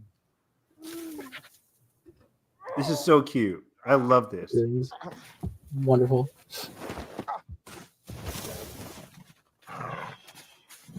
Didn't they actually shoot in the Arctic too? Did they? Oh my god. I think I remember like them dressed very warmly. Oh, the score. Right on. Didn't get that copyright claim from DC. That's fine. Let's go. Look at it. Holy shit. That's beautiful. That's The stunning. fortress actually being like a hidden thing. That's cool. Super. You're right. Wow. Super hidden. Luckily, it was right around the corner.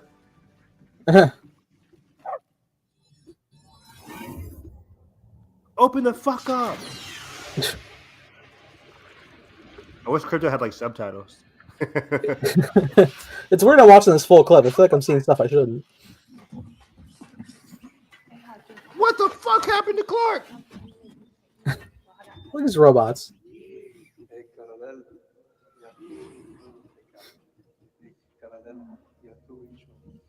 Who's that voice in the background? No need to thank us, sir, as we will not appreciate it. We have no consciousness whatsoever. Merely automatons here to serve. I feel, yeah, very James Gunn-esque. She's new. He looked at me. Yeah, and he's a lot of personality. Bladder, kidney, Yeah. large intestine, lungs. This guy is fucked With up. a healthy dose of yellow sun, will have you up and at 'em in no time. What if it Look was what, cloudy? Yeah. Look what effects can do when you have a year to do your VFX. 292 Right? times Exactly. Aaron Prime, please one.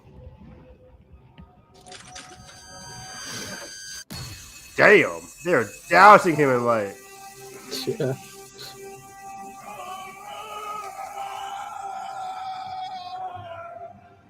That's great.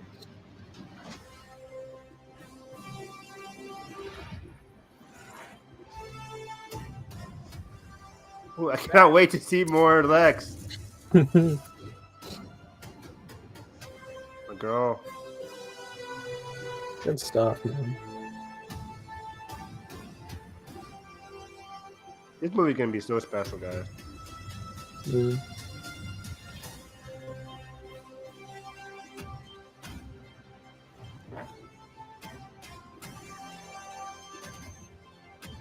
Superman.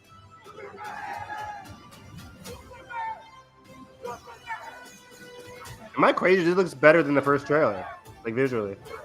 It might. You got the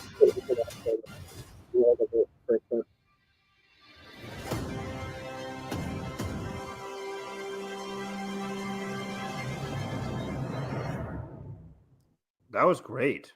That was really, really good. Yeah. That gets me so excited. And that movie's going to be so special. Draven, I wish my dog could drag my ass home after a bad day. That's funny. Yeah, I mean, the dog looks so much more personable and lively than I was ever expecting. A real dog. So, did you guys ever watch that crypto show on whatever that was, WB Cartoon Network, Network? whatever?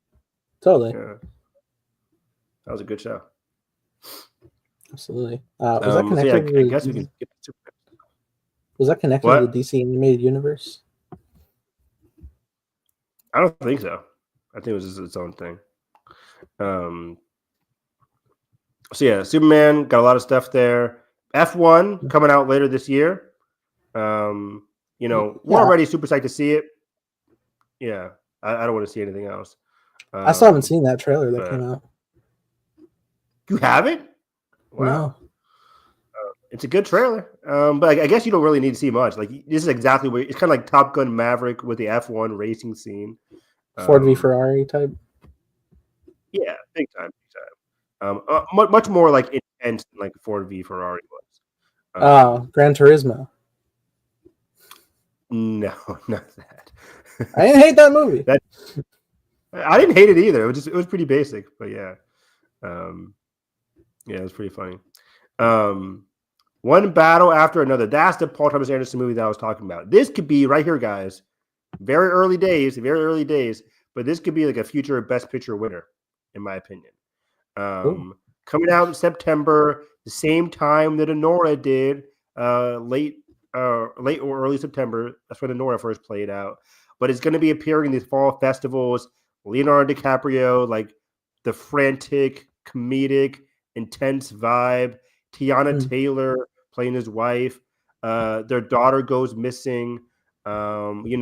Very like much going against like the anti-white nationalist or something. Let me see here. I can't find where I heard that from. But it seemed to be very much like, politically charged as well, at least a little bit. So this just has all the makings of like a great, appealing 4-quadrant kind of Oscar movie where the direction looks great, visually it looks great. PTA. I haven't watched a lot of PTA movies. I saw Phantom Thread, and I think that was it. So I got to go back and watch a lot of his movies this summer. I cannot wait to see this movie, September 26th. Foundation Bloodlines. Skip. Hey, I don't want to see anything. Skip. I already got slightly spoiled by like one of the gruesome things people are talking about, and I'm like, I don't want to see anything. I cannot wait for this fucking movie. Man, I can't wait. So sad. But yeah, it's coming out May 19th. I'm seeing that on the biggest screen possible. But this is one of the movies that really appealed to me here. Weapons by Zach Cregger, follow up to Barbarian, which I absolutely love. Coming out this August. It was supposed to come out next year. It got moved up to this year because WB had a lot of high praise to say about it, featuring Josh Brolin, Julia Garner, Alden Ehrenreich, Benedict Wong, Austin Abrams. Great cast overall. And the premise here is very fascinating. This says the trailer begins with an eerie tone and shots of children going into school. And the narration gives us a backstory of the day where all the children in that one classroom of one teacher, Julia Garner, have gone missing. We're showing sequences of the teacher, Julia Garner, becoming a town pariah, with Josh Brolin as a father of a child who is missing, saying, like, why was it only her class? There's a bleak sense of dread. It only gets worse when Julia sees one of the missing children, only there's something deeply wrong with them. So this just seems very, very interesting. I heard a lot of people say, like, this is like the most interesting and like mind-blowing thing they've seen all CinemaCon. Cool. I don't want to go too deeper into it, but yeah, it seems very like supernatural, weird, and like knowing how Barbarian went from like, oh, this is creepy to something far more weird and crazy. Like Yeah. I think Weapons can be like that coming out later this year. It just has all the makings for a movie that's just right up my alley. Yeah, that's cool. We see that, but then we have Cat in the Hat played by Bill Hader here. Hey. People said, like, from the looks of it, like, if you watch that, did you ever watch that Illumination, what was it called? Grinch movie with Benedict Cumberbatch? Yeah, The Grinch. Yeah, I saw it. People said they got vibes of that compared to this. It's animated? It's animated. Yeah. Oh, They said, makes like, sense. Illumination animation movie with Bill Hader as Cat in the Hat. They have great quality looking animation. Yeah, so I can kind of, like, picture that, like, comparing what we got with Grinch to this. Yeah. Hopefully so, a bit more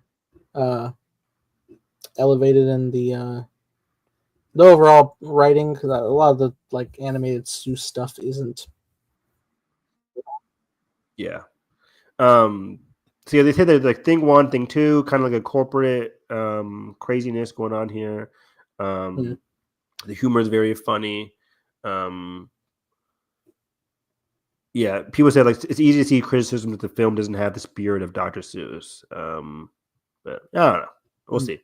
And then a lot of people, our friend Josh was very excited about what they unveiled about The Bride here. It sounded cool. It sounded very, very cool here by like a partying woman played by Jessie Buckley falling down a flight of stairs and dying.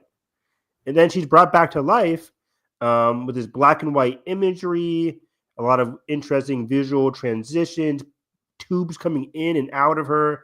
And she's greeted by this smiling monster played by Christian Bale. Cool. There's a great loud score here going on. People said it feels very reminiscent of Natural Born Killers. Like kind of like this period, weird sci-fi kind of like comedic vibe to it. It kind of reminded me of what we got like Mickey 17, where it's like this weird tone where it's comedic, but also very like emotional and heartwarming, but also very just weird as well. It has like that March release date for next year. I can see why they pushed it because it seemed very weird and like might not be for everybody, but like what I've heard is that like people had a very high opinion of this movie. I'm very excited to see Jessie Buckley and Christian Bale go like a weird performances here. And that's it for WB. So I'll pull up who was next here? It was WB Universal with Jurassic Park and Wicked. Nathan, your favorite movie of last year was Wicked. Yeah, that is true. And they saved that for last. But it's right here, up first here. Wicked for Good. Do you want to go into the plot descriptions here, or? I think I did. I read up on like the tweets out from discussing film. It didn't seem like to give away of anything, so it like intersects a bit with the main plot of Wizard of Oz and the pursuit to bring down the wizard. Exactly. So the trailer starts off with the music or the song. The song "For Good," which I've never heard before. Again, I've only listened to the Wicked soundtrack before watching the Wicked movie. Yeah, for sure. They said there are brief flashes of Galindo's wedding. Remember, she's marrying. What's his name? Fierro. And then walking the floor covered in flying lights. We never see her face, but we are shown glimpses of Dorothy and her companion on the yellow brick road. We see Jonathan Bailey point his gun at Ozian soldiers and hands Elphaba her broom. Elphaba and Glinda hold hands and talk about their friendship. Apparently, like some other deeper descriptions is like she's meeting Elphaba meeting Glinda in secret because only they know what happened at the end of Wicked Part 1. Yeah, that's cool. Oh yeah, right here, Elphaba confronting Glinda on the balcony of her new home in Emerald City. So yeah, nice. Then Elphaba confronts the wizard in his chamber. Yeah, this can be a very quick movie. She just flies up to the wizard and kills him and runs away. No, Kills him. kills him. That can't happen. I get it. The Wizard of Oz lore. But yeah, Is Oz real? It is in this context.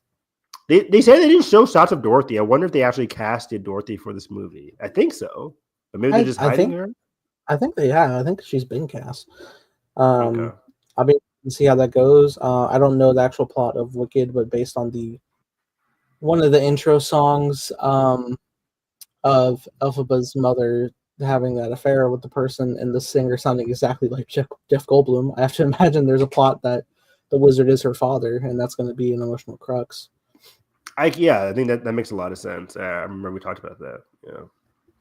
Jurassic World Rebirth coming out. It's coming out in July. We talked a lot about this movie already. None you haven't seen before. It looks fun. People said they saw a longer version. Longer version of the river scene, right? Yeah. That's exactly what I was gonna say. And they said it was really good.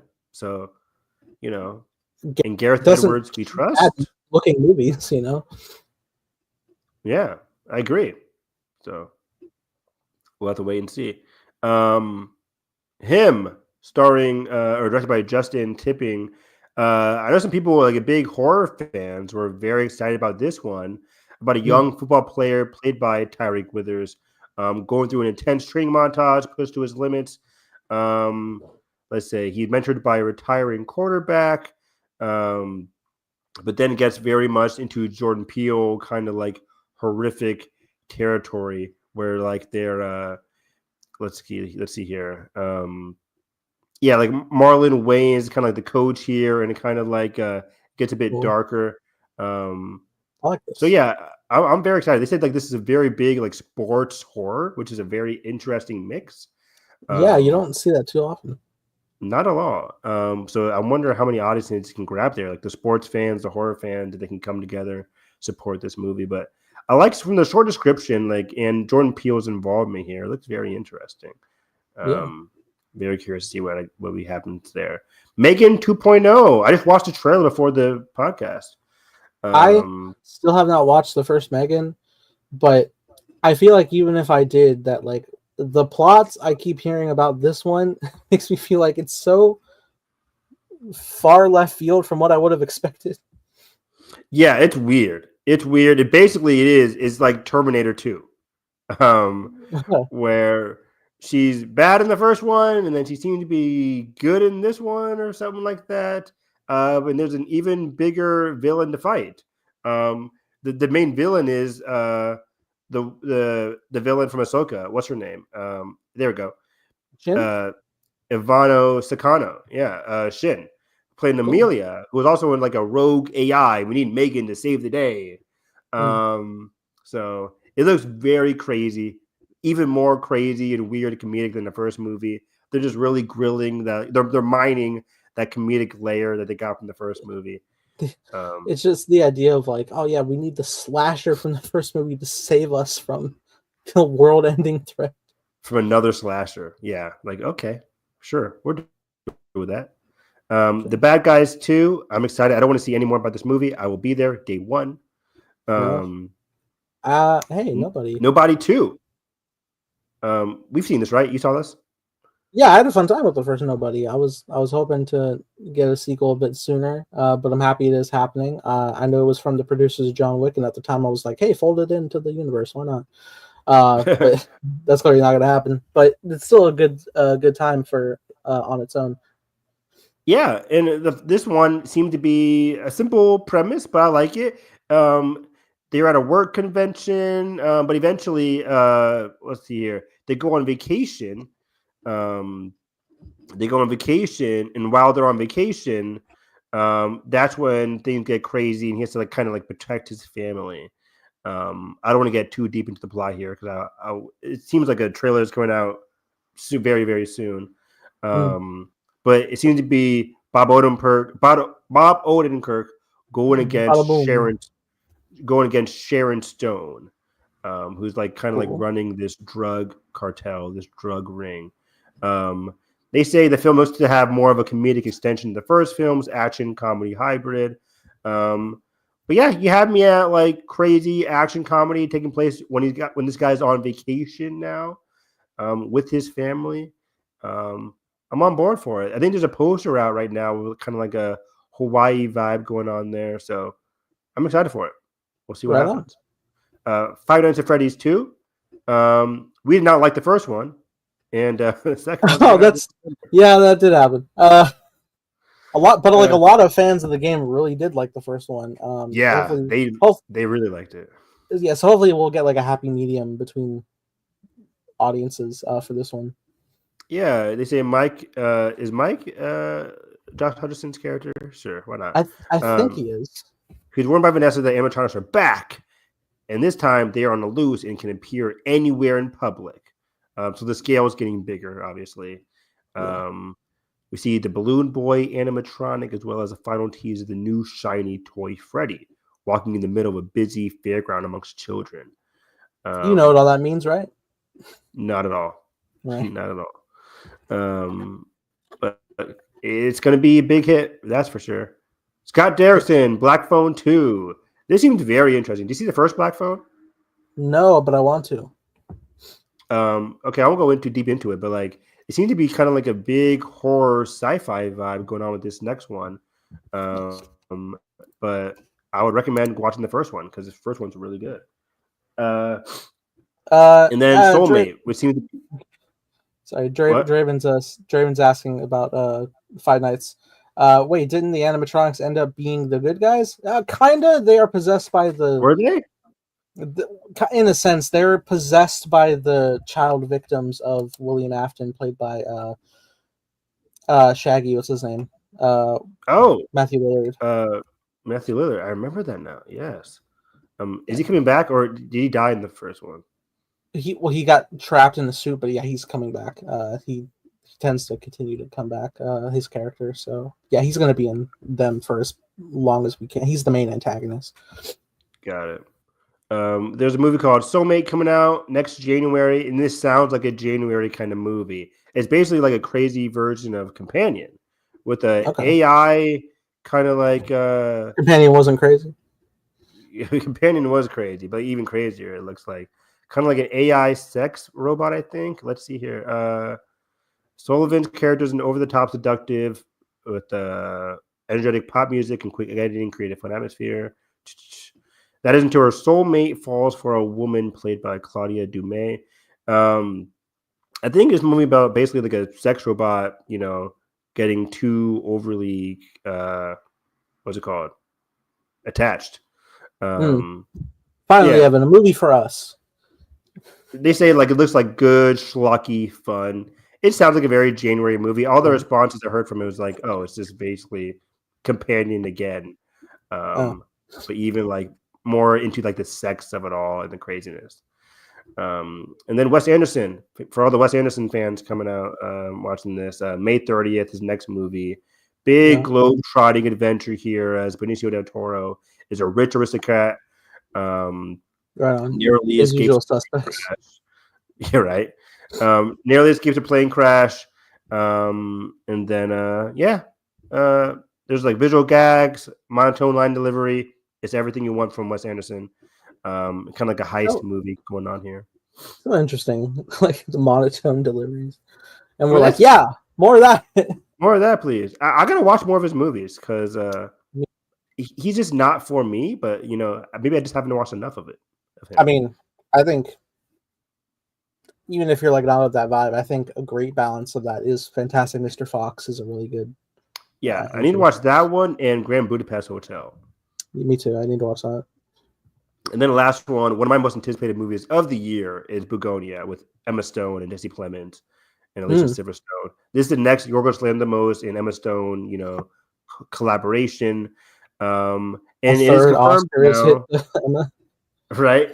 It's confirmed now that she is going to be the boss here. They say Jesse Plemons is a beekeeper, talking about the function of each specific bee with an undercurrent of animosity. When he says queen, images of Emma Stone as the leader of their operation appear as a well-dressed, rich-looking woman.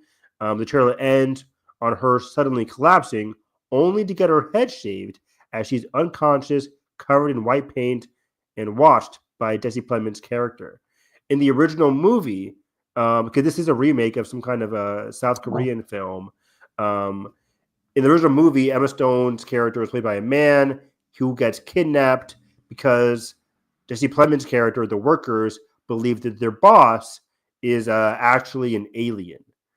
So that might be what they're teasing here, where they kidnapped Emma Stone thinking that she might be an alien. And it's all maybe from the perspective of bees? No. He's a beekeeper. He's an actual worker. No. Too literal am I? Too literal. Or is it an allegory for when a new queen is put into a hive not of her own? Yeah, maybe. But Emma Stone shaving her hair, you get Jesse Plemons, and then you get what's it called? Other people involved. It's gonna sound weird as hell, and expect a lot of Oscar awards for this too. Paramount and Disney. This is what happened earlier today. I was round out stuff here. Here, Mission Impossible: Final Reckoning. You know, that's happening. Yes. One of my favorite movies of the entire year. I cannot wait to see it. They also confirmed a couple of things here. Legend of Aang: Last Airbender is the title for the next Airbender movie here. That's not cool. A great title, Legend of Aang: The Last Airbender. It's a weird title. I love when titles are. I don't mind it. You know, I'm all here. Not in the order that it should be. Yeah, it's like Legend. It's like it's like Avatar: The Last Airbender, but we gotta probably function better. Last Airbender, Legend of Aang. You're right. That could probably work better. Last Airbender. Yeah, it's a weird phrase. I don't know if I like it. Legend of they the confirmed Last Children of Blood and Bone is coming. They talked about they didn't show anything about Sonic 4, but it is happening. They didn't show anything from TMNT Mutant Mayhem 2, but it also is still happening. So yeah, all these movies are happening. Mission Impossible: Final Reckoning. They played a new trailer. I can't wait. We're gonna skip Smurfs because F that franchise. SpongeBob SquarePants coming out this December. Mark Hamill playing the Flying Dutchman again. What? Apparently he played it in like one episode of SpongeBob. That's cool. Well, yeah, because I guess the original voice actor passed away. Yeah. The footage opens on the classic SpongeBob tradition of live action pirate, addresses the audience, and then blah blah blah. So yeah, it's a SpongeBob movie, guys, coming out this December. A mix of live action and 3D animation. They say here at the bottom. Sure. You know, focused on the Flying Dutchman. Roofman. Derek Sanfrance. I heard this. People did not really vibe with this one. This is with Channing Tatum. It's more like a robbery gone wrong kind of movie. My boy Tony Revolori is in this. I like him. Okay. Flash Thompson. Exactly. He's great in Willow. So Kirsten Dunst is in this. That's exciting. Peter Dinklage is in this. But yeah. Lakeith Stanfield as well. Yeah. So I heard a mixed bag from reactions. They seem to they say it's pretty basic, kind of like a heist, a thief on the run kind of thing. But we'll see. Yeah. The Running Man, though, this looks really fun. I've not seen the original movie, but this is Edgar Wright's take on The Running Man. I should probably put this on our commentary list to go watch Running Man, the original. Yeah, with Arnold. Yeah.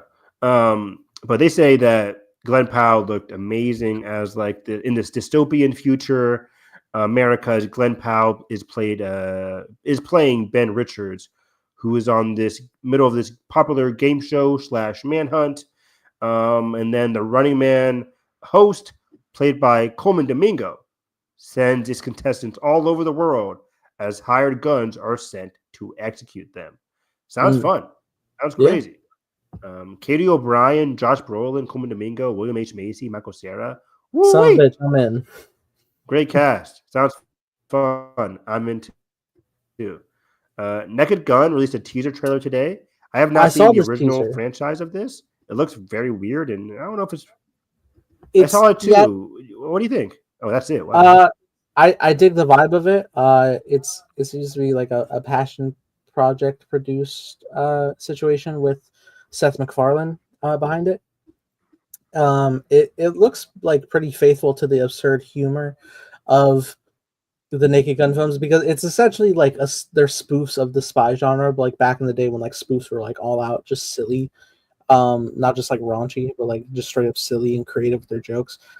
So that's pretty fun. I really like it. Like it's literally like the same idea of like you have like a little girl walk into like a situation of like some intense criminals, and then like they'll go to like do the Mission Impossible, pull the face off, and then it's a full grown agent man going to take him down, like shit like that. It's silly spy fun.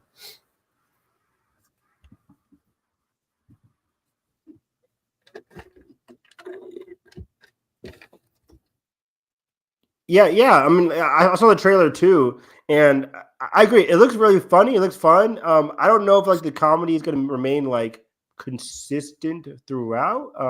I don't know. Like, because you're right. Like, we haven't seen these kind of comedies in a very long time, so I'm curious to see how it works out for people. I liked it. I like at least it's Liam Neeson doing something different, and I'm like, okay, Liam Neeson, lock into this crazy role. It's not just Taken 22. Right? Like, yeah, you're doing something new, buddy. So that seems cool. So the last one here, Walt Disney. They released more Thunderbolt stuff and extended footage of them in the van with Bucky. I feel like there's been talking about the origins. I feel like there's been like 6 footage drops for Thunderbolts, so I don't want to look at it anymore. Me neither. So yeah, it's coming out. They released a cool behind the scenes featurette. It's like 1 minute long today. You watched that? That's cool. No, I didn't see that. It's basically just Florence Pugh behind the scenes of her jumping off, that one shot of her in the trailer. Yeah. So behind the scenes of that, this movie just looks really cool, guys. I'm really confident in Thunderbolts. Maybe overly confident, but I don't know. It looks really unique and cool. There was footage of Lilo and Stitch, but we saw the trailer. You know what we're getting. There's more footage of Elio. Once again, we saw the trailer. We know what we're getting. These are 2 movies coming out very, very soon in the coming months. Go support these movies, though, or at least go support Elio. Lilo and Stitch, I love the animated movie. Live action remakes, we'll see. Oh, speaking of live action remakes, they did announce that the Tangled live action is taking a pause following the not so good reception of Snow White. Tangled is one of the ones where I'm like, okay, Tangled, even though it came out recently. We say that it was like 2010. It was 15 years ago. Oh my god. It's like, wow, Frozen 1 just came out. No, it didn't. No, it didn't. Oh my gosh, Nathan, shut up. We're old. But yeah, this Tangled is actually one of the ones where I'm like, okay, unlike Snow White, unlike the early Renaissance era, Tangled could be cool in live action. But yeah, not happening. At least as of right now. Do you think what do you think like the point of view is going to be if say Lilo and Stitch is like a big success, the type that they're looking for, off the heels of Snow White not working, but Lilo and Stitch does? What do you think they do moving forward? Do they like pivot to a different type of remake that's less human based? Do you think they continue with Tangled? What do you think? Great question. I think they so we know what they're doing Lilo and Stitch. We know what they're doing Moana. Moana live action is actually filming right now. That's true. So they're going to be big. Oh, I missed that. Yeah, How to Train Your Dragon too. What panel was that? That was Universal. Yeah. Yeah, DreamWorks Universal. DreamWorks Universal. Yeah. So they watched the whole movie yesterday or 2 days ago. They said the movie is really good. Which doesn't surprise me. I'm not shocked because what? How did they kick it off? Well, it's the same guy. He's the same guy making the first movie, which is a masterpiece. So they're making the second one, which I think is even better. So it's like, okay, cool. My only issue is that it feels too samey. And from the reviews, I think Hercules was caught off. I think they discussed doing Hercules with like the Russo brothers years ago. Did I hear that they're doing Hunchback? That has been in discussions, but nothing official. I want that so bad, like in hopes that they like commit to the imagery. That has so much controversy. Like, are they gonna get actual like Romani, Gypsy? Like, Right. they don't want to touch that. They don't want to touch that. You could adapt it. They're gonna cast Gal Gadot as the main lead, The ancient one is an Irish woman in Doctor Strange, and we're okay. right? So we'll see. But like, what I was saying, but yeah, How to Train Your Dragon. It's like from the people I've seen that I trust, they say like it's good, but you know they can only do so much. Like, Yeah. than what the animation already says. So like, but I did hear like the actors are really good. The person who plays Astrid, the person that plays the main lead, that they're good. But you know, it doesn't go. There are some new additional scenes. But otherwise, it's like it's the movie that you expect, and they do a good job doing it. So I'm like, okay, cool. It's kind of like viewing like a book adaptation, I guess. Yeah, exactly. So Lilo and Stitch, Elio, boom. Fantastic Four, First Steps. Yeah, I heard a little bit. Yeah, so they did confirm the baby, at least in this one, for the CinemaCon audience right here. Yeah. There's a whole dinner sequence, probably at 7. I get that tweet every Sunday. Sue Storm and Reed Richards arrive late to dinner with Johnny Storm and Ben and Grimm, but to make up for it, she announced that she is pregnant. Johnny congratulates the couple, saying Sue will make a great mom. Reed has some work to do, blah, blah, blah, blah. But I heard some great information about Silver Surfer, Julia Garner. They say that her design looks really cool. And she seems to be like one of the main villains, obviously. Herald. Yeah, the Herald being the Herald and all. Yeah. The Shadow of Galactic is shown looming over New York. Silver Surfer tells our heroes they are in a race against time to save Earth from destruction. Whatever. Sue and Reed make a promise for their future of their child. We are shown Reed giving a speech and telling the public that Fantastic Four will protect them. The trailer ends the shot of the Silver Surfer riding on the iconic board. Cool. Yeah. I like the idea here, though, in the middle of the public looking to the Fantastic Four. Like, are we gonna come out of this okay? And they just, like, I genuinely don't know. Like, obviously they're gonna do everything they can, but like putting the weight of civilians' fears in the hands of the heroes and like really focusing on the civilian dynamic to the world under threat is something that's been missing like 90% of the time in a lot of these modern superhero films. So whenever like we circle back to it, it's always a pleasure and just like makes the emotional stakes of fights even more investing. I agree, man. Like the heroes have a huge responsibility, especially in this universe where everybody knows who they are. They're like the public celebrities, and this big crazy Galactus. Like, whoa, what's going to happen here? It's like now the entire universe is in your hands here, and everybody in the world is always theorizing that this movie ends with them failing, and that's how they entered the MCU. But like, hopefully not. Because that'd be sad. So, but also interesting. But also very interesting, exactly. So, you know, how do you defeat Galactus? How do you take down Galactus? We'll have to wait and see. Yeah, the Eternals, Evan, of course. They've done it a couple times in the comics, but I don't read a lot of Fantastic Four comics, so I don't know. Yeah, it is funny. I don't know what his weakness is. Me neither. But they somehow saved the day. Draven.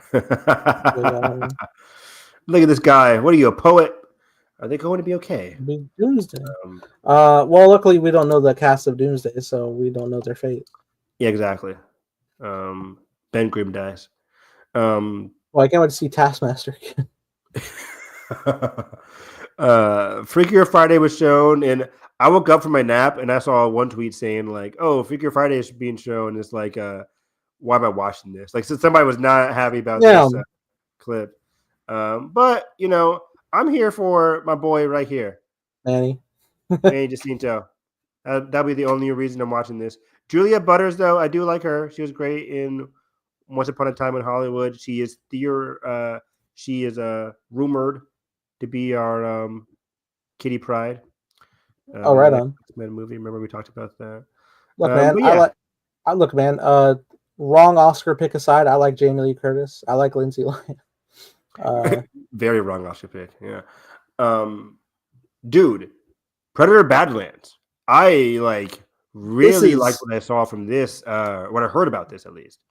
Yeah, man. I keep forgetting that this is happening. I'm always aware, there's a Predator film, but I keep forgetting it's in the future. In the future, Dan Trachtenberg is back. Elle Fanning is the lead here. But this is our Predator as the main protagonist, guys. He is our, the eyes we see this movie through. Yeah. And that's very exciting.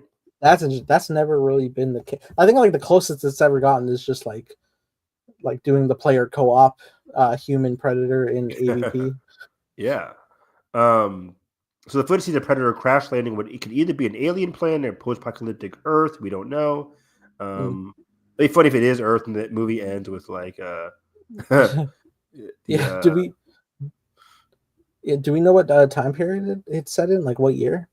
Not at all, but it's in the far future. I'm just saying if it's in the 2100s alien timeline.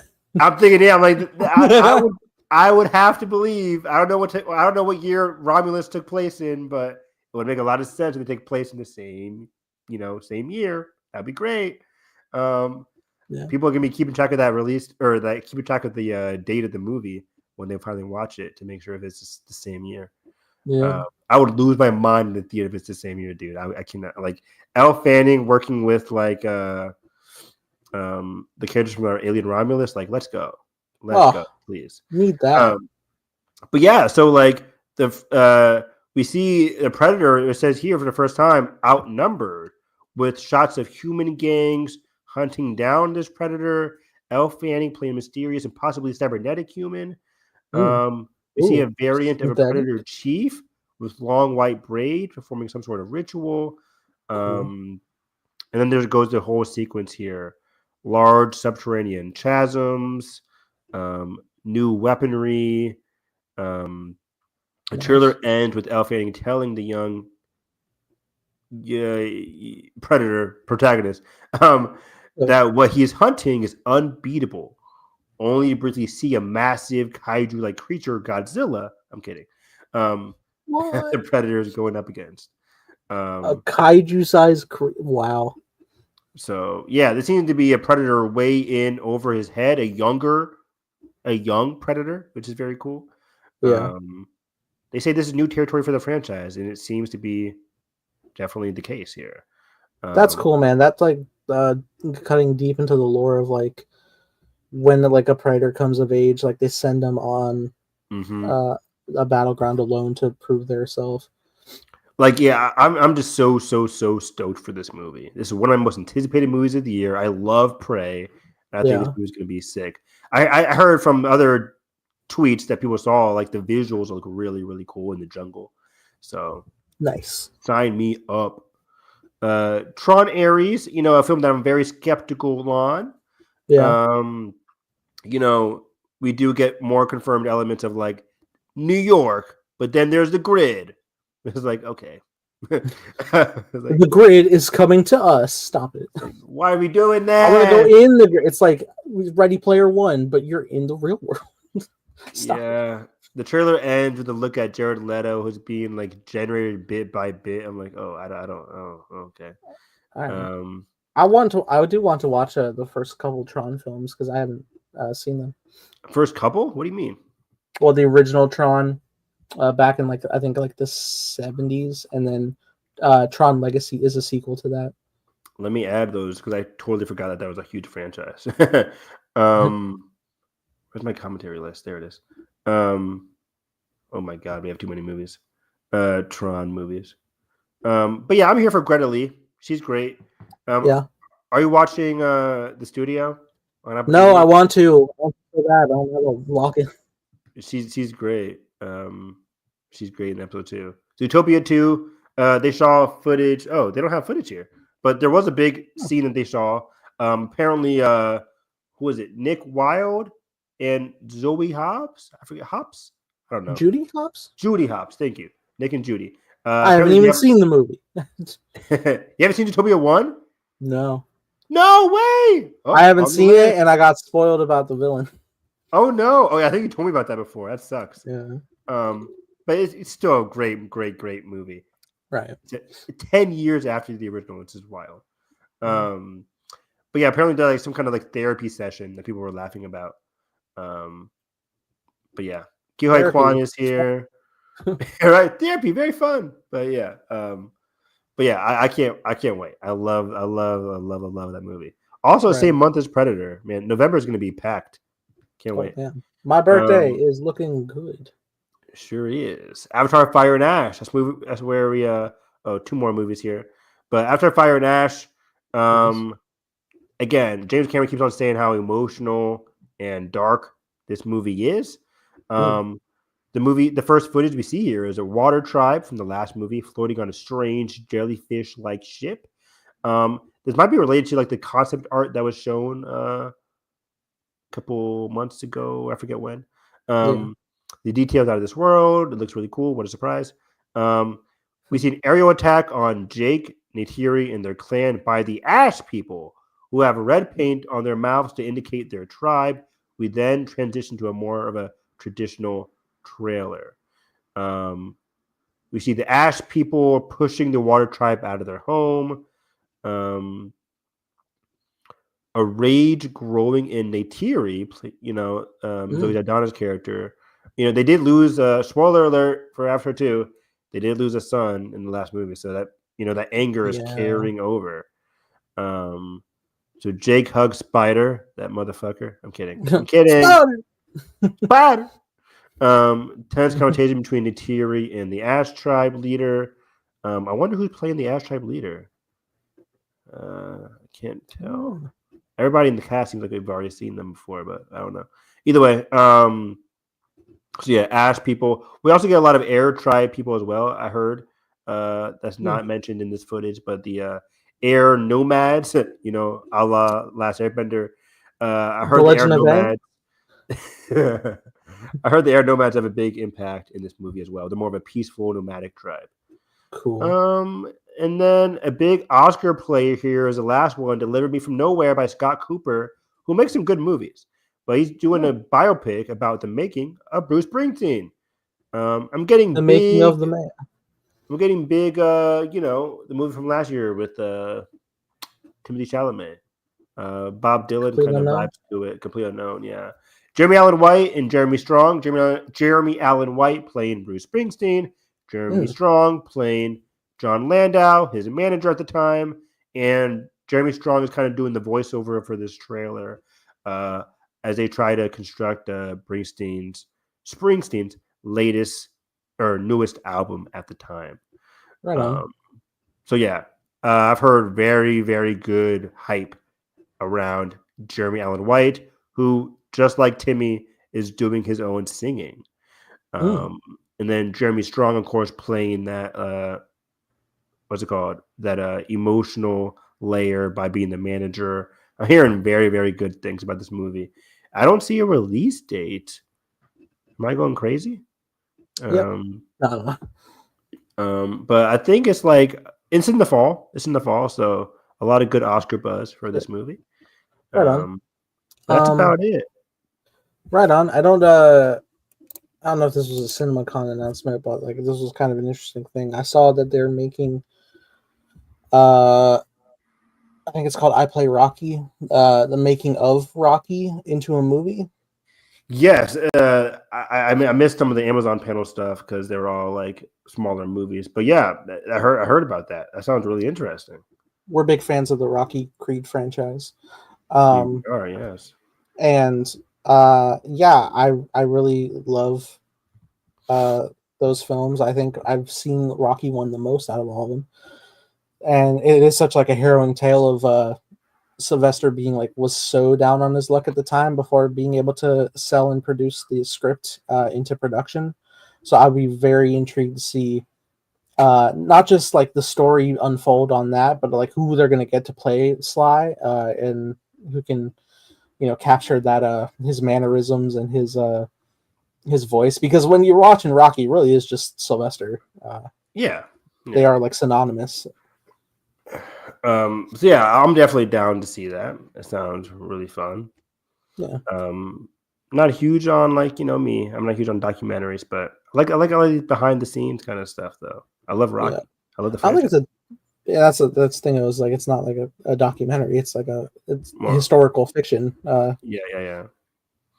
So that's interesting. I think I've also seen that producers, Amy Pascal and another person I'm blanking on, are moving forward with the production of the next Bond film. Yeah, Amy Pascal is confirmed to be in Amy Pascal and I think it's David something are confirmed to be like the producers of the next Bond movie. Yeah. So that's cool. Let me see here. I think because I missed some of the Amazon MGM stuff because they had like less stuff on like major movies, but like you mentioned the Rocky stuff, which has got people buzzing, and Amy Pascal Bond stuff, which has people excited.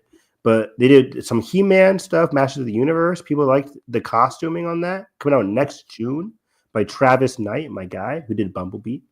Right on. I'll be intrigued to see how that goes because I think I'd seen set photos where it was like another situation of we're in the real human world.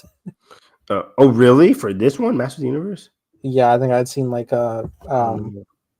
He-Man running around just like post like modern Earth, not Hopefully not. Eternia. Yeah, hopefully not. Hopefully that's I mean crux. Because people would say like they were very happy with like the physical sets, the fantastical environments, the costuming. They say the costumes are right on point with the character designs from the animation side of things. Nice. So Project Hail Mary got a lot of big buzz from Lord and Miller. Nice. It's based off of the book, of course. I never read the book, but Ryan Gosling playing a school teacher who's approached by a scientist to help the world. What's happening? The Earth's sun is dying and needs to be reignited. Wow. And Ryan Gosling goes on the super sci-fi adventure. And they say Gosling is like really very funny and like a messy, clumsy kind of teacher, but like it's very emotional, very compelling, very like super sci-fi adventure. Space looks fantastic. They say here.